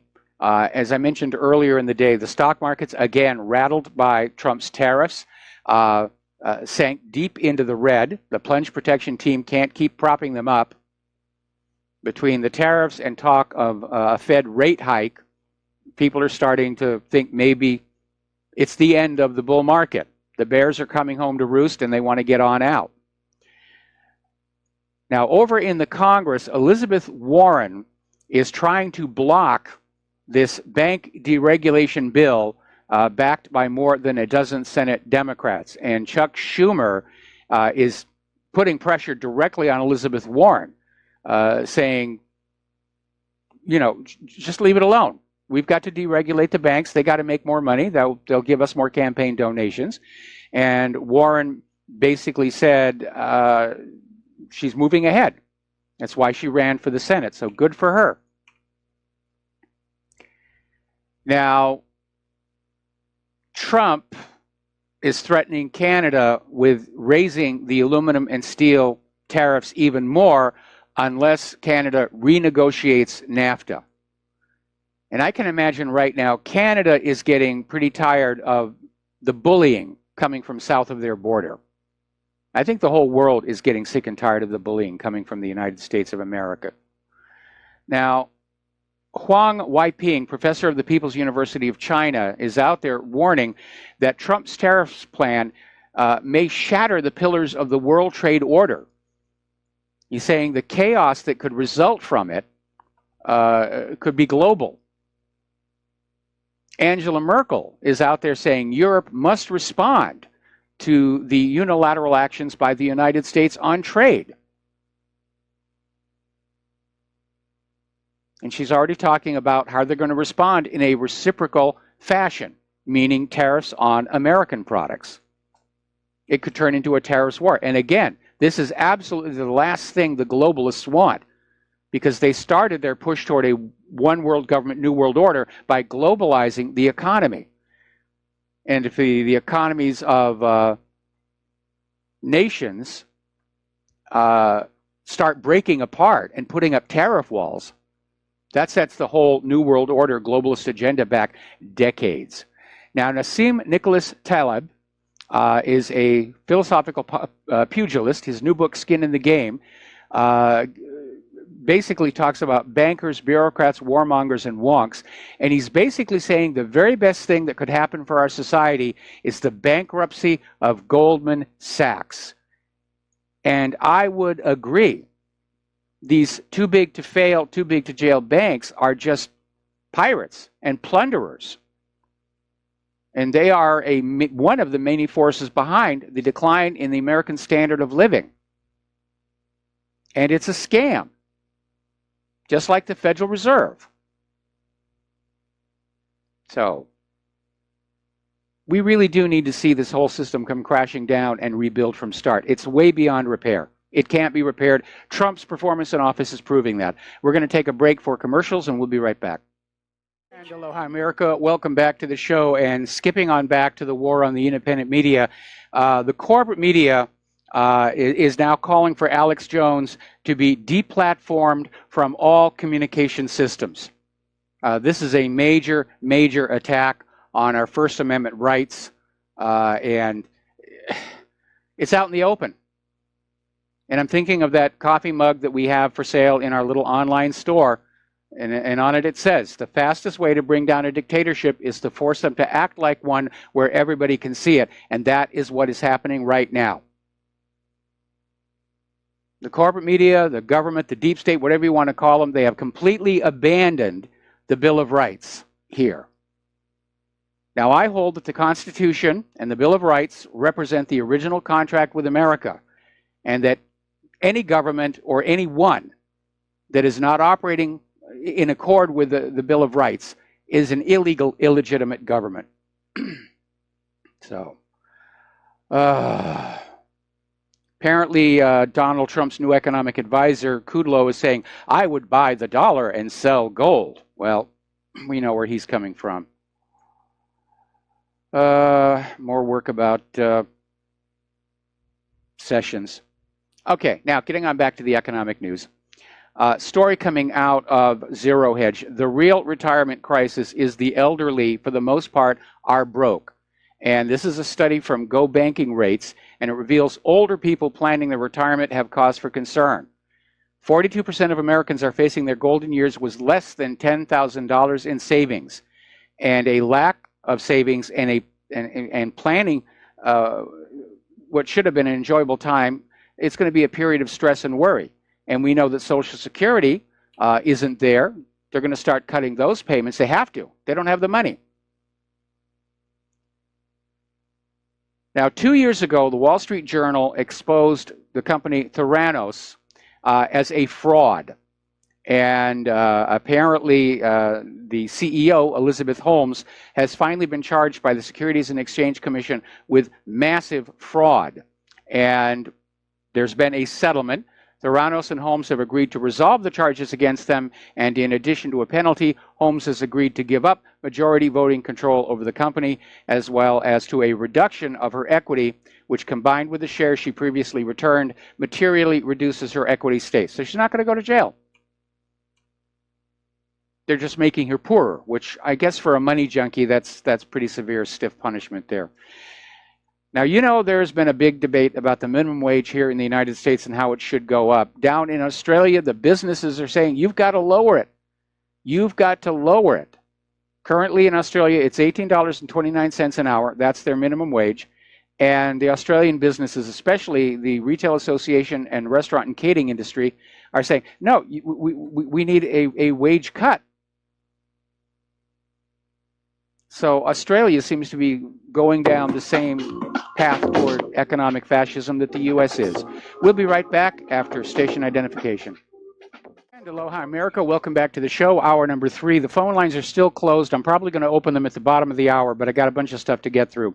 I just received an interesting email from a listener, and basically saying that Alex Jones is likely on Trump's radar. They may have just picked the wrong site to attack. Remember, during the campaign, Trump actually went on Alex Jones' show, which was a major coup for independent media. I'm not sure I agree with that, because Trump seems to have turned his back on the very same independent media that helped him defeat Hillary. He hasn't lifted a finger with all this net neutrality issue and all this obvious censorship. Not a peep out of him. Anyway, getting on back to the economic news. Bavaria wants to keep Chinese investors away from German companies. And apparently Bavarian authorities are considering new legislation which lowers the stake barrier for Chinese investors from the current 25% to 10% maximum share. This is reported in the outlet Augsburger Allgemeine. And apparently they're concerned about too much foreign interest over some of their iconic companies like BMW and Siemens. So they're starting to rein things in there as well. Back in Oakland Mayor Libby Schaaf is basically walking around saying that she can't be prosecuted because she didn't get the warning of the ICE sweeps through official sources, therefore it doesn't constitute a leak, and therefore she can't be prosecuted. Well, yes, she can. She can be prosecuted under Title VIII. She can be prosecuted for obstruction of justice. Now, over at Immigration and Customs Enforcement, their director, Homan, is on the warpath against Nancy Pelosi for basically describing the ICE sweeps as terrorizing communities. And Homan basically came back and said, we're not arresting innocent people. If they're illegal, they're criminal. And during the agency's recent operation in Los Angeles, 88% of the arrested offenders were convicted criminals, while overall 81% of all the arrests throughout all of California were criminals. So he says Pelosi's comments were way beyond the pale, and yes, they were. But just like is happening in Europe, this illegal immigrant refugee crisis is starting to tear our nation apart. Now, over in Baltimore, Baltimore is basically bankrupt. And they don't even have enough money to turn the heat on in the schools. The kids are going to school during the winter in the classrooms, parkas and mittens, trying to do their schoolwork that way. And somehow, Baltimore found money to hire lawyers to help illegal immigrants fight deportation. Baltimore also came up with the money to send busloads of school children to this anti-gun rally. Sounds to me like Baltimore is in Democratic hands right now. For one thing, they've got the highest per capita murder rate. Now, very interesting analysis has come on out. The Center for Immigration Studies is revealing that the cost of Trump's wall is going to be a push. We don't need to worry about getting funding from Mexico or anything, because the Center for Immigration Studies is saying that the cost of the $18 billion wall will be quickly balanced by the reduction of illegal immigrants who enter the country and enroll in public programs, as well as the costs associated with the crime being committed by the illegal immigrants. And CIS President Stephen Camarota told the New York Post, the wall will pay for itself, even if it only modestly reduced illegal crossings and drug smuggling. So there we are. I still think it would have been cheaper to put crocodiles in the Rio Grande. Now, in a new ruling, a federal appeals court has upheld most of Texas law targeting sanctuary cities. And they're calling it the toughest state-based immigration measure of the country. The Fifth Circuit Court of Appeals in New Orleans allows police officers in Texas to ask people their immigration status during routine stops. And it also threatens Texas officials with jail time for not cooperating with federal immigration authorities. Now, those officials in Texas could be jailed already under Title VIII. We don't need new laws. The problem is the existing laws aren't being enforced.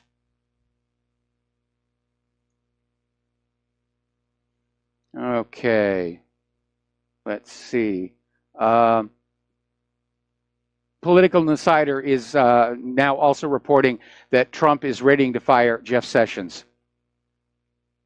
We're going to do a shout out to our on-air affiliates who are just now rejoining the network.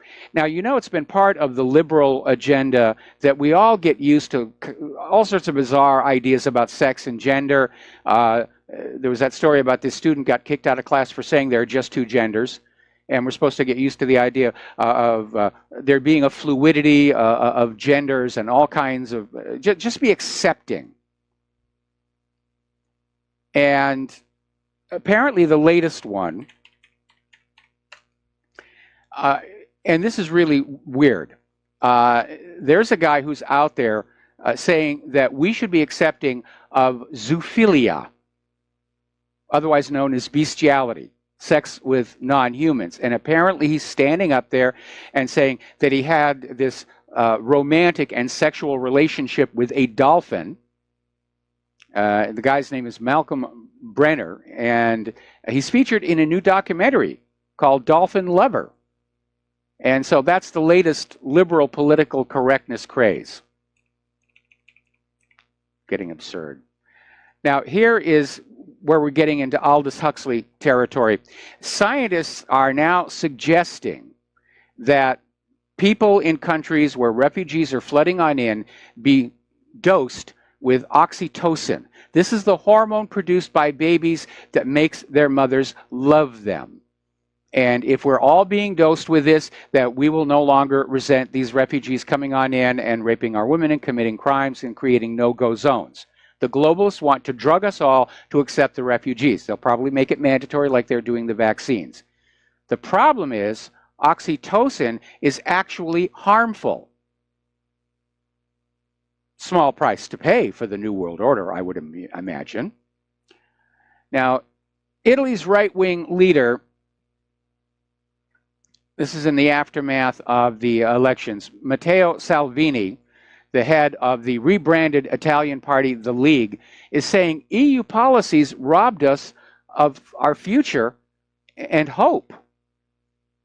And I can see how that would be very obvious to people living in Europe.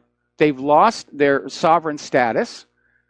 Brussels continues to try and push for a federalized European Union, where countries like France and Germany and Italy are reduced to the status of states like Texas and Pennsylvania and Hawaii.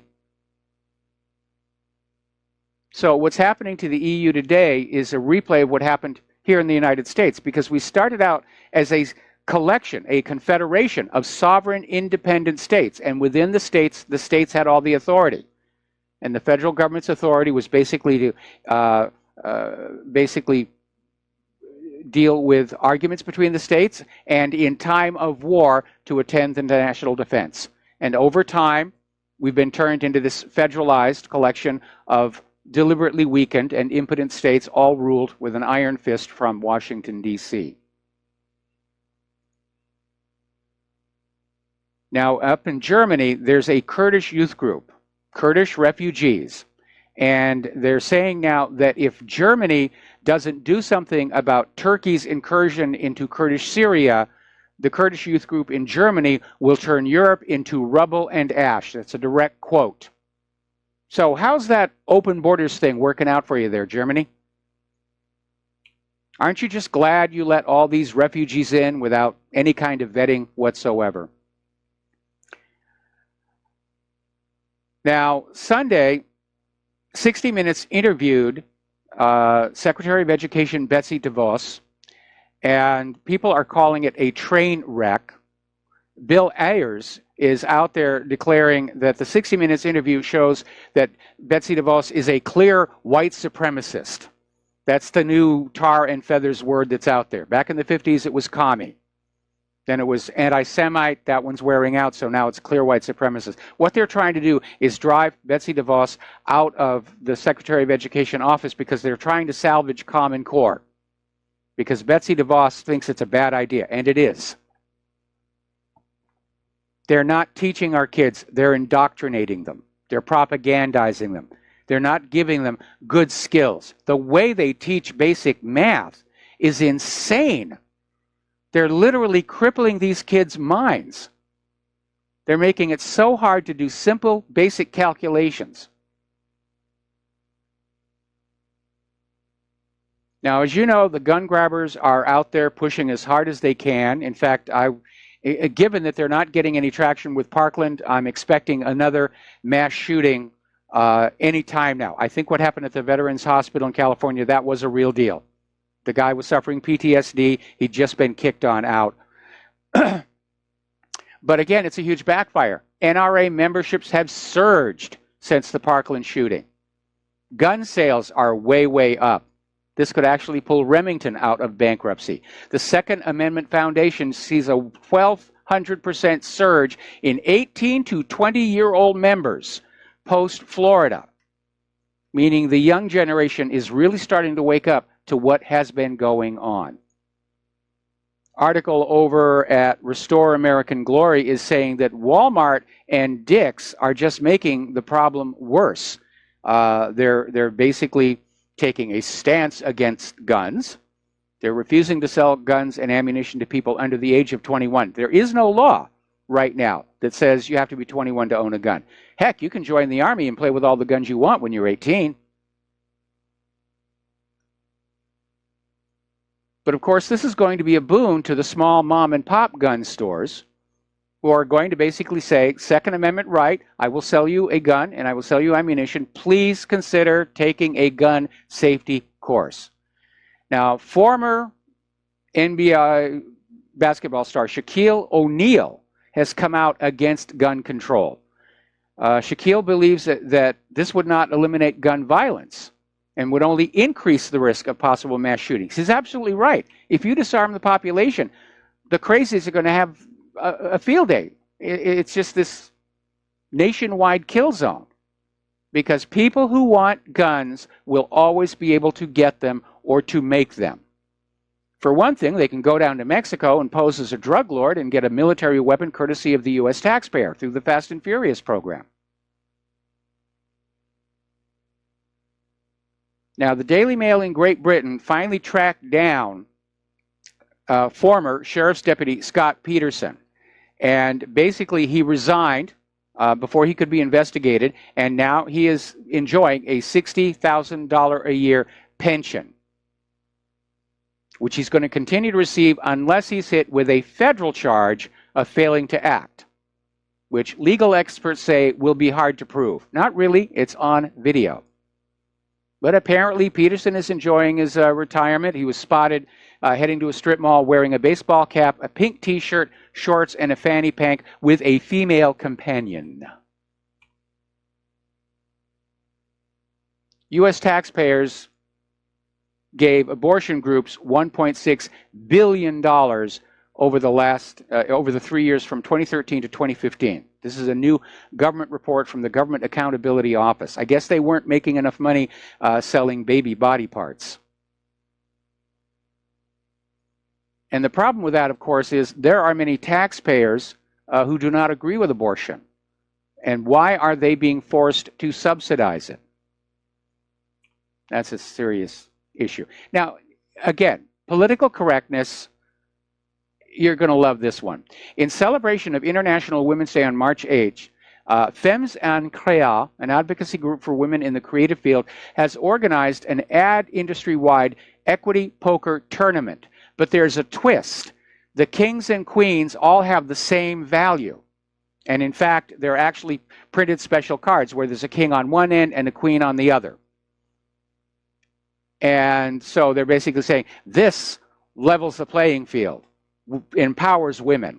Well, on that same theory, then in chess, we should take the queen, which is the most powerful piece on the board, and it should be demoted to match the king, which is one of the weakest pieces on the chessboard.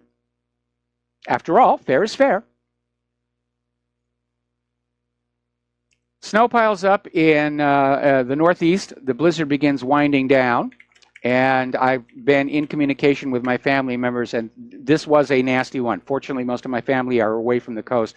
But apparently, Wilmington, Massachusetts got 29.5 inches. Boston got 14.5 inches. Worcester saw 21.8 inches, both of which broke daily records for those cities. Hartford, Connecticut saw 7 inches. Maine, 14 inches were recorded in Bangor, and 11.5 inches in Portland. Over in the Albany area, they've set more snow, daily snow records. Now, new estimates are revealing that more snow is covering North America than scientists previously thought. Can you say start of a new ice age? I knew you could, but nearly 1,500 cubic miles of snow piled up across North America every year, especially this year. If you were to pile it on Ohio only, it would be 150 feet deep. There's a lot of snow out there. Remember back in March 20th, 2000, the banner headline, snowfalls are now a thing of the past. Great Britain is getting a warning. They're calling it the Beast from the East, and it will cover the entire country in heavy snow. And the carbon Nazis are still out there pushing this nonsense. Story out of USA Today, basically saying that all this extreme cold and heavy snow here in the U.S. is because the Arctic is warming. See, human activity is warming the Arctic, and the Arctic is causing all this cold weather. Well, I have a very simple thought experiment. Their idea is that the melting ice in the Arctic is flowing south here to the United States and becomes the snow and rain. That's their claim. Well, right now in the Arctic, there is nothing melting. They keep sending expeditions up there to document the melting, and it is spring. There should be a little bit of melting. But if it's melting, if it's above the freezing point and it blows down here to the United States, what is the mechanism in this global warming world by which it freezes into snow and ice? That's the hole in their story. But again, they're counting on a generation raised by Common Core to not have the scientific wherewithal to figure out that they're being lied to. Okay, we're going to go ahead and open up the phone lines because I've gotten through most of the important talking points. Now, a few days ago, Arnold Schwarzenegger was announcing he was going to file lawsuits against Big Oil, charging the oil companies with first-degree murder because their carbon pollution is warming the earth and killing people. And mind you, Schwarzenegger is no climate expert or climate scientist, although nobody would stop him from playing one on TV if he chose to do so. But the issue is that more and more people are starting to realize there is something wrong with all of this nonsense because of the cold weather. We've had all these record cold winters in a row. And we have all these studies showing that the sun is cooling. We're heading into a Maunder minimum. The evidence is right before our eyes. And yet corporate media like USA Today are still out there hoping that we have been brainwashed by the public school system to simply repeat and believe what we're told by those TV screens, rather than thinking for ourselves. So go ahead and think. That's a revolutionary act right there. Thinking for yourself. We're going to take a break for commercials, and we'll be right back. Aloha, America. Welcome back to the show. And yes, the phone lines are open again. I got through most of the important talking points. Getting over to the world of computers and computer software and all the stuff that's going on there, we've been hearing more and more about robots in the retail space, and has turned out to be the case with computerized cars and everything else. The IT isn't very good, and security researchers have discovered that it's very easy to hack into popular robots that could basically threaten customers, show hardcore porn, demand a ransom, curse out the customers. So they even did a ransomware attack on one of the machines. Now, Microsoft has admitted, with their usual sheepish grin, it incorrectly upgraded some Windows 10 users to what is called version 1709.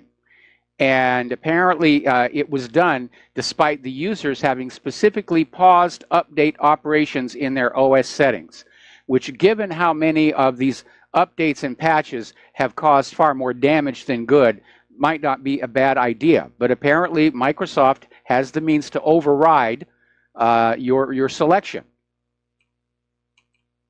And they did force this update on people who did not want it. Now, Verizon, a few years ago, Verizon started expanding corporately, and they acquired a bunch of other companies. And in the process, their cash position was strained, to put it delicately. And they basically allowed their broadband infrastructure to fall apart. And apparently there was a lawsuit, And the new settlement requires Verizon to replace bad, outdated cable, defective equipment, and faulty backup batteries. Now, we have the same problem out here with Spectrum.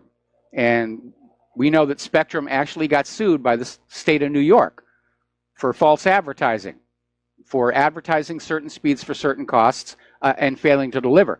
We pay for 300 megabits per second service because of the high demand all this media does, but we're only getting about 60 megabits per second. And every time we complain, they insist it must be something wrong with my equipment, but I've gone into some of my neighbors' homes and plugged into their cable modems, and it's the same everywhere. When you lose a legitimate regulatory oversight on corporations, they just start doing whatever they feel they want to do to maximize their profitability. Nobody's keeping watch. We're living under fascism, which is when corporate power and government power are aligned together against the general population. That's not my definition. That comes from Mussolini, who won the Olympic gold medal for being a fascist jerk. We're going to go to the phones now. Francis in North Carolina, aloha. Welcome to the show. What's on your mind? Hello to you. Oh, hello to you both. I have an awkward question for you about the Federal Reserve. Okay. I had chatted with an acquaintance of mine yesterday or the day before, whatever the case was, and they went to it was an interesting conversation, to say the least. They went to their community bank or whatever the case was. It was not a big, major name one for that matter. And they went to deposit a check, as it were, for like, let's say over $1,000, maybe $2,000 or something. Yeah. And even though, as I understand it, they do have a guideline at the bank that they have to have at least 200 on hand available upon request. Yes. Regardless of how big the check was. And, well, along with the check was for that amount or better, for that matter. Let me correct it that way. And so otherwise there's like a 5 or 7 day hold for processing for whatever reason it might be. And then they mentioned that when they talked to someone on the phone about that, when they went to check on it, they were told that the check had to pass through the Federal Reserve. And I thought, okay, that's kind of odd. And so I said, well, I guess you're going to have to find out more information about why that is. What does that have to do with the check clearing the bank or whatever, so it's available to you? And so I guess they're going to have to research that. But I'm wondering, since you're something more familiar with this than I would be, why would a check like that amount have to go past the Federal Reserve just to be deposited into your account from another one? Well, I'm actually unaware of that being the case, and we need to take a break. No, I got one more minute. I'm unaware of that being the case. The only thing that would make sense, I can't imagine the Federal Reserve is simply looking at every check that comes along. That's what I'm... Okay, I keep hearing noise on the line. Okay, anyway, the only thing that makes sense is if some path of the payee, or rather the payor, goes through a Federal Reserve bank, at which point it would make perfect sense that they would send it to the Fed to be cleared. Who issued the check? Well, they didn't tell me. Okay, I think that's likely what's going to happen. You know, larger checks, they do put a hold on them just to make sure the funds actually do transfer across. They did it with the check we got from our insurance people for the stolen Honda. Anyway, now we have to take a break. Francis, thank you very much for the phone call, and we'll be right back. Aloha, America. Welcome back to the show. And I'm getting an email on this issue about internet not performing.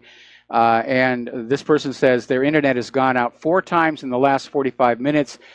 Each time he has to reboot to get it back. I don't know if he means reboot the cable modem or reboot his computer.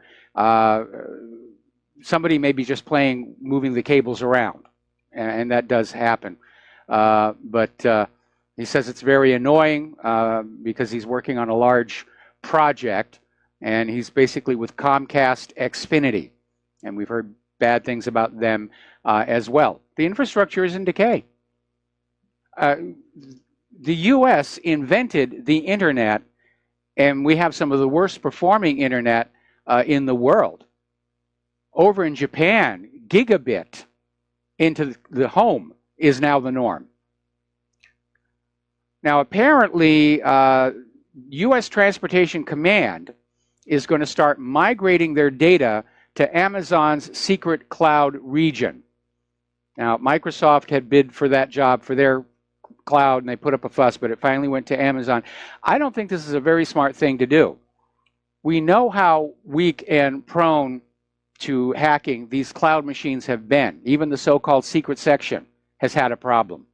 And if we're going to fight a war, our enemies' hackers, if they can get into that Amazon secret cloud, they're going to know where our logistics support is going. And they can deduce a tremendous amount of important information about the conduct of the war from that. I think it's a reckless thing.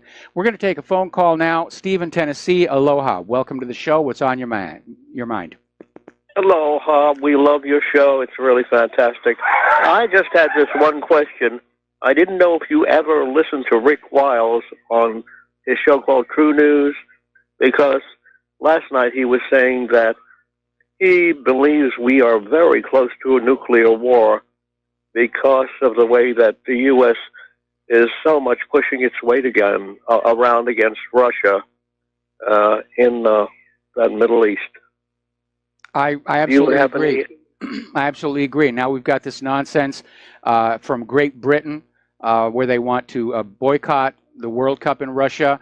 They want more sanctions against Russia. Yeah, we're pushing toward a war. We're very, very close. We could even see it happen, before the end of the month. Okay. I told my wife, well, our best security is just to pray to God and ask for his protection. Well, that's one way to do it. And obviously, I don't know if you were listening to the show when I reported, Nikki Haley up at the United Nations is actually saying Russia is planning a chemical weapon attack on New York. I mean, that's... They're just escalating this propaganda as hard as they can. And they're not getting traction with it. Nobody's believing them anymore. But they're just going through the motions and saying, well, we believe this and we're going to act on it unilaterally. Thanks to people like you, more and more people are waking up. So I'm so very thankful that you still are around. Well, me too. And we had a close call a few years ago, but I'm still here and I'm still doing the work. So thank you very much for the kind words and for the phone call, Steve. We're going to let you go. Now, apparently, according to this article in Blacklisted News, there is a new bill called the Cloud Act that is another attack on our Fourth Amendment protections to communication privacy. And it basically would allow police at home and abroad to seize cross-border data without following the privacy rules where the data is stored. And this is a biggie because some countries, like Iceland, are trying to set themselves up as data centers with strict privacy protections. And again, this is all about spying on ordinary, law-abiding American citizens. Because real criminals and real terrorists already know the net and devices are compromised. They're going to find other means of communication. We proved a few years ago it's actually very easy to write encryption the NSA cannot break. So it's all about spying on law-abiding citizens. I mean, look how much information they had from the accused shooter in the Parkland school. And they didn't do anything about it. They're just too busy trying to sabotage Donald Trump and keep watch on the American people because evidently they're afraid right now. They're afraid the party's coming to an end, and it is. Now, we've talked about this story before, but there's a new wrinkle. There is this 35-year-old scientist, official actually, Timothy Cunningham. He's a high-ranking employee with the Centers for Disease Control and Prevention. He's the official responsible for handling Zika and Ebola emergencies, and he's been missing for nearly 2 weeks. Cunningham went home from work claiming he was sick and has not been seen or heard from since. Now, last week, the Atlanta Police Department issued a missing persons notice through their Facebook page, and it's received 2,000 shares, but no leads. Now, remember, about the same time this was happening, the CDC's special Ebola isolation plane made a trip from Atlanta to Little Rock, Arkansas, and back. Now, somebody apparently started the fake news that this missing scientist was passed over for promotion and that he was probably just off somewhere cooling his heel. But this is coming out of the Atlanta Police Department. But CDC is saying, no, he wasn't passed over. In fact, he was promoted quite recently. So something is going on. And whether this is a continuation of certain scientists who are a threat to the medical industrial complex meeting untimely ends, or if one of these refugees has brought Ebola into this country, that's the worst case scenario. But something is going on. Article coming out of the Daily Mail in Great Britain, wagging its finger at us in the United States of America and talking about why U.S. healthcare is more expensive than all other wealthy nations, but our life expectancy is the lowest. And that's because healthcare in the U.S. is a business. They're there to make money. They need you to be sick all the time. They need you to be chronically ill so that you're constantly having to buy medicines and treatments. In those other countries, the healthcare system is about the care of health. But ever since Nixon signed that health maintenance organization bill for his good friends at Kaiser Permanente, it's become a profit center. And what's profitable is for people not to actually be cured, or for perfectly healthy people to be ordered to buy medicines they don't really need, like the vaccines. I think it's up to 49 different vaccinations you have to have by the age of 16. And the debate is raging on. And apparently Dr. Peter Hodez, who's the dean of the National School of Tropical Medicine at Baylor College of Medicine, has declared vaccine skeptic groups as hate groups. And he specifically targeted the National Vaccine Information Center, and he says it's a hate group. And these anti-vaccine organizations camouflage themselves as a political group, but they're hate groups. They hate our family. They hate your children. They want them to be sick. It is a little bit over the top. But again, the evidence continues to accumulate. These medications are not only ineffective in most cases, they're dangerous. Because vaccine manufacturers are indemnified against civil lawsuits. If your child is injured by a vaccine, you have to go to the special vaccine court. And the vaccine court has, in fact, settled quite a few of these suits. The money isn't great. There's a cap on it.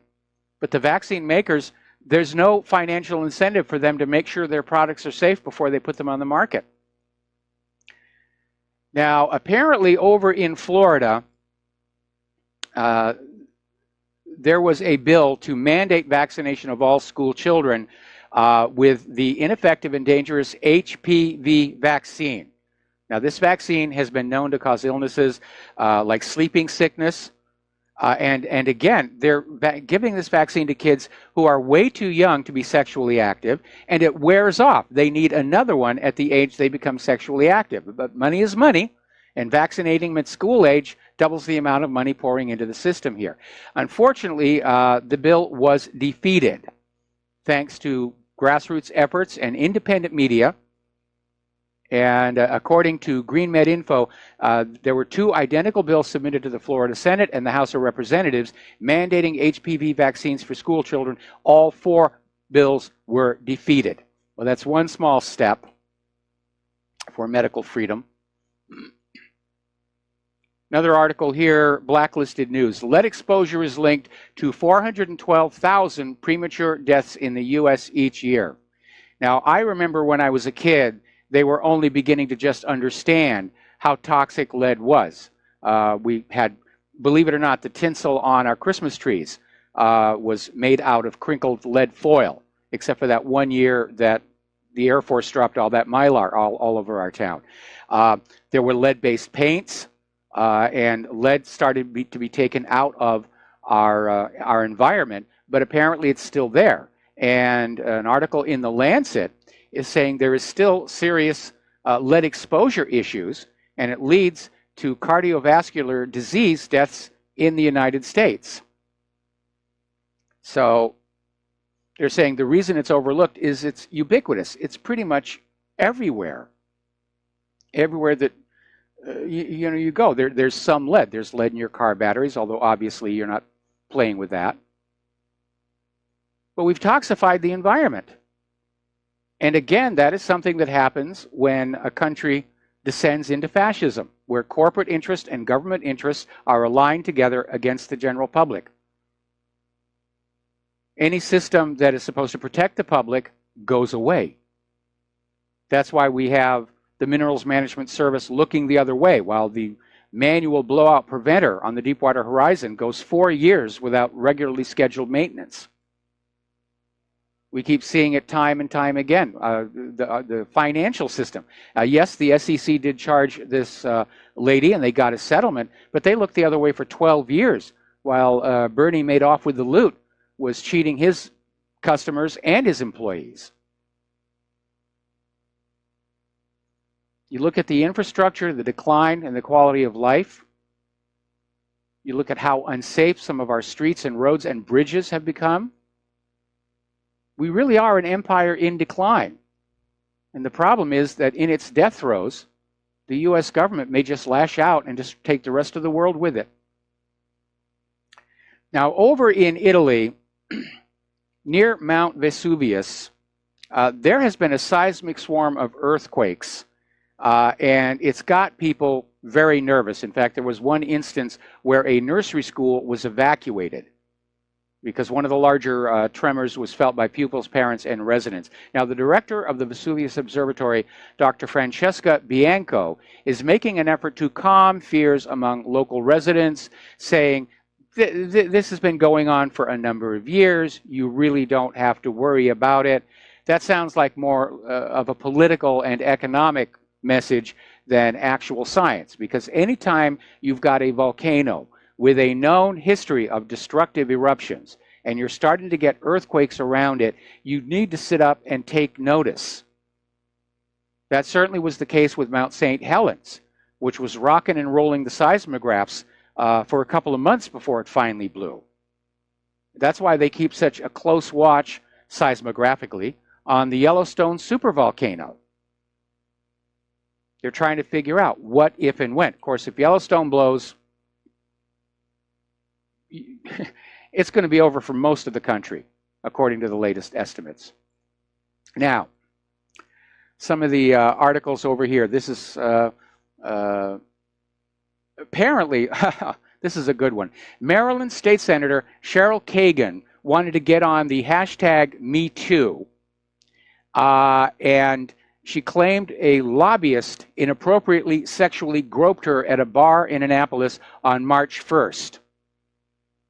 The guy she was accusing went back to the bar, which had a security camera system. They still had the video of the encounter, and it shows he just gave her a hug.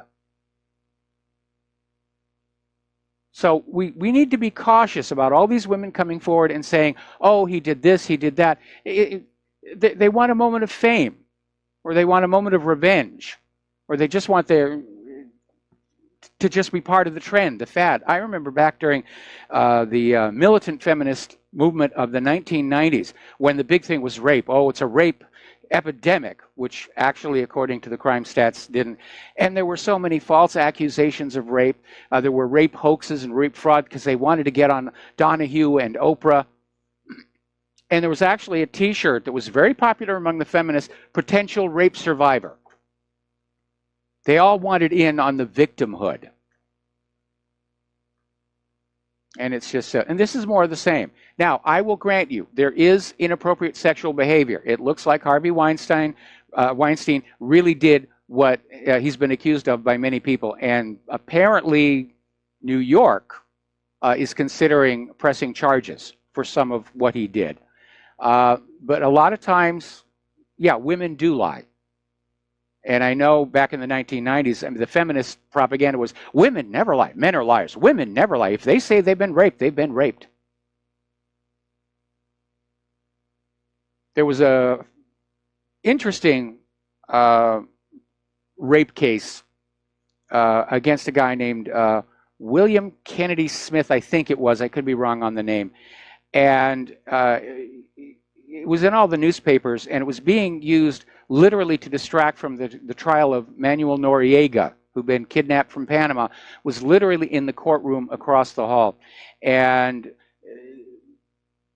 the lawyers for the defense were doing what they called the Victoria's Secret defense, which is they were holding up all the bras and panties. So, of course, all the reporters went in there. Nobody went on into Noriega's trial, where he was talking about U.S. government drug running that was using Panama as a stopover. And when put on the witness stand, the alleged victim was asked, when did you realize that you'd been raped? And she said, well, basically, I went to bed with him the night before, and we had sex, and the next morning at breakfast, he was ignoring me, and that's when I realized I'd been raped. So you can see how it just really gets out of hand, and we have to be careful. Find the facts, find the evidence before we assume somebody is either lying or tell the truth, because you can do a lot of damage with a false accusation. I'm glad that bar still had the video. We're going to take a break. We're going to be back with the last segment of our program after these few words. And aloha, America. Welcome back to the show here. Now, as you know, the TSA has the authority, you know, because of those constitution-free zones around our borders. The TSA can take your electronic device and search it. Well, apparently now they're starting to do it on domestic flights, even if you're not leaving the country. If you're flying from Los Angeles to Las Vegas, TSA can grab your electronic device and search it.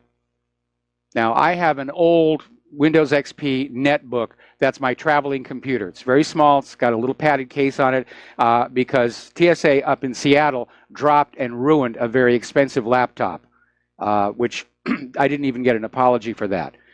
So I leave everything else at home. But it is getting kind of ridiculous out there. I miss the days when smartphones actually had a little port where you could plug in a memory stick to keep things on. But I guess they decided not to allow us to have that freedom to take data off the phone. Apparently there's a pilot program underway where your driver's license is actually going to be a file on your smartphone, and the police are going to be able to ping your phone remotely, I assume over Wi-Fi, Bluetooth won't reach, in order to see if you have a valid driving license. And they'll be able to just go down the street, ping, ping, ping, ping, ping, ping, ping, ping, ping, ping, ping. Oh, you're driving without a license, here's a huge ticket. I have two concerns with that. First of all, it forces drivers to leave their smartphone enabled for Wi-Fi, which is going to drain their batteries faster. And second, hackers inevitably get into these systems. Hackers could duplicate this very easily and start collecting driver's license information about people. For example, let's say I'm in Las Vegas and somebody has driven up from Los Angeles in their own car, or it doesn't even need to be their own car. I could be at the airport, pinging their cell phones as they get off the airplane in Las Vegas. I now know people who are not at home to protect their property back in Los Angeles, where my accomplice is ready with a crowbar and a sledgehammer and a big bag for all the goodies. That's the other problem that I have with it. People don't seem to really think these ideas all the way through. They say, oh, we can do this. All right, let's do it. It has a downside. Look at all the issues they're having with virtually no security on car computer systems, and apparently now the retail robots. You could get a hacker to program one of these retail robots, could turn around and cause somebody serious injury. All right, we're going to take one last very quick phone call. Dan in Canada, aloha. Welcome to the show. What's on your mind? Aloha, Mike. Yeah, I'll be real quick. Apparently a judge in Florida is going to release the video of the Parkland shooting, some of the outside footage. Okay. Well, that doesn't really tell us that much. Yeah, it's a limited hangout. They may even show footage from a drill or one of the numerous drills they had. So, who knows? Anyways, I'll leave you with that.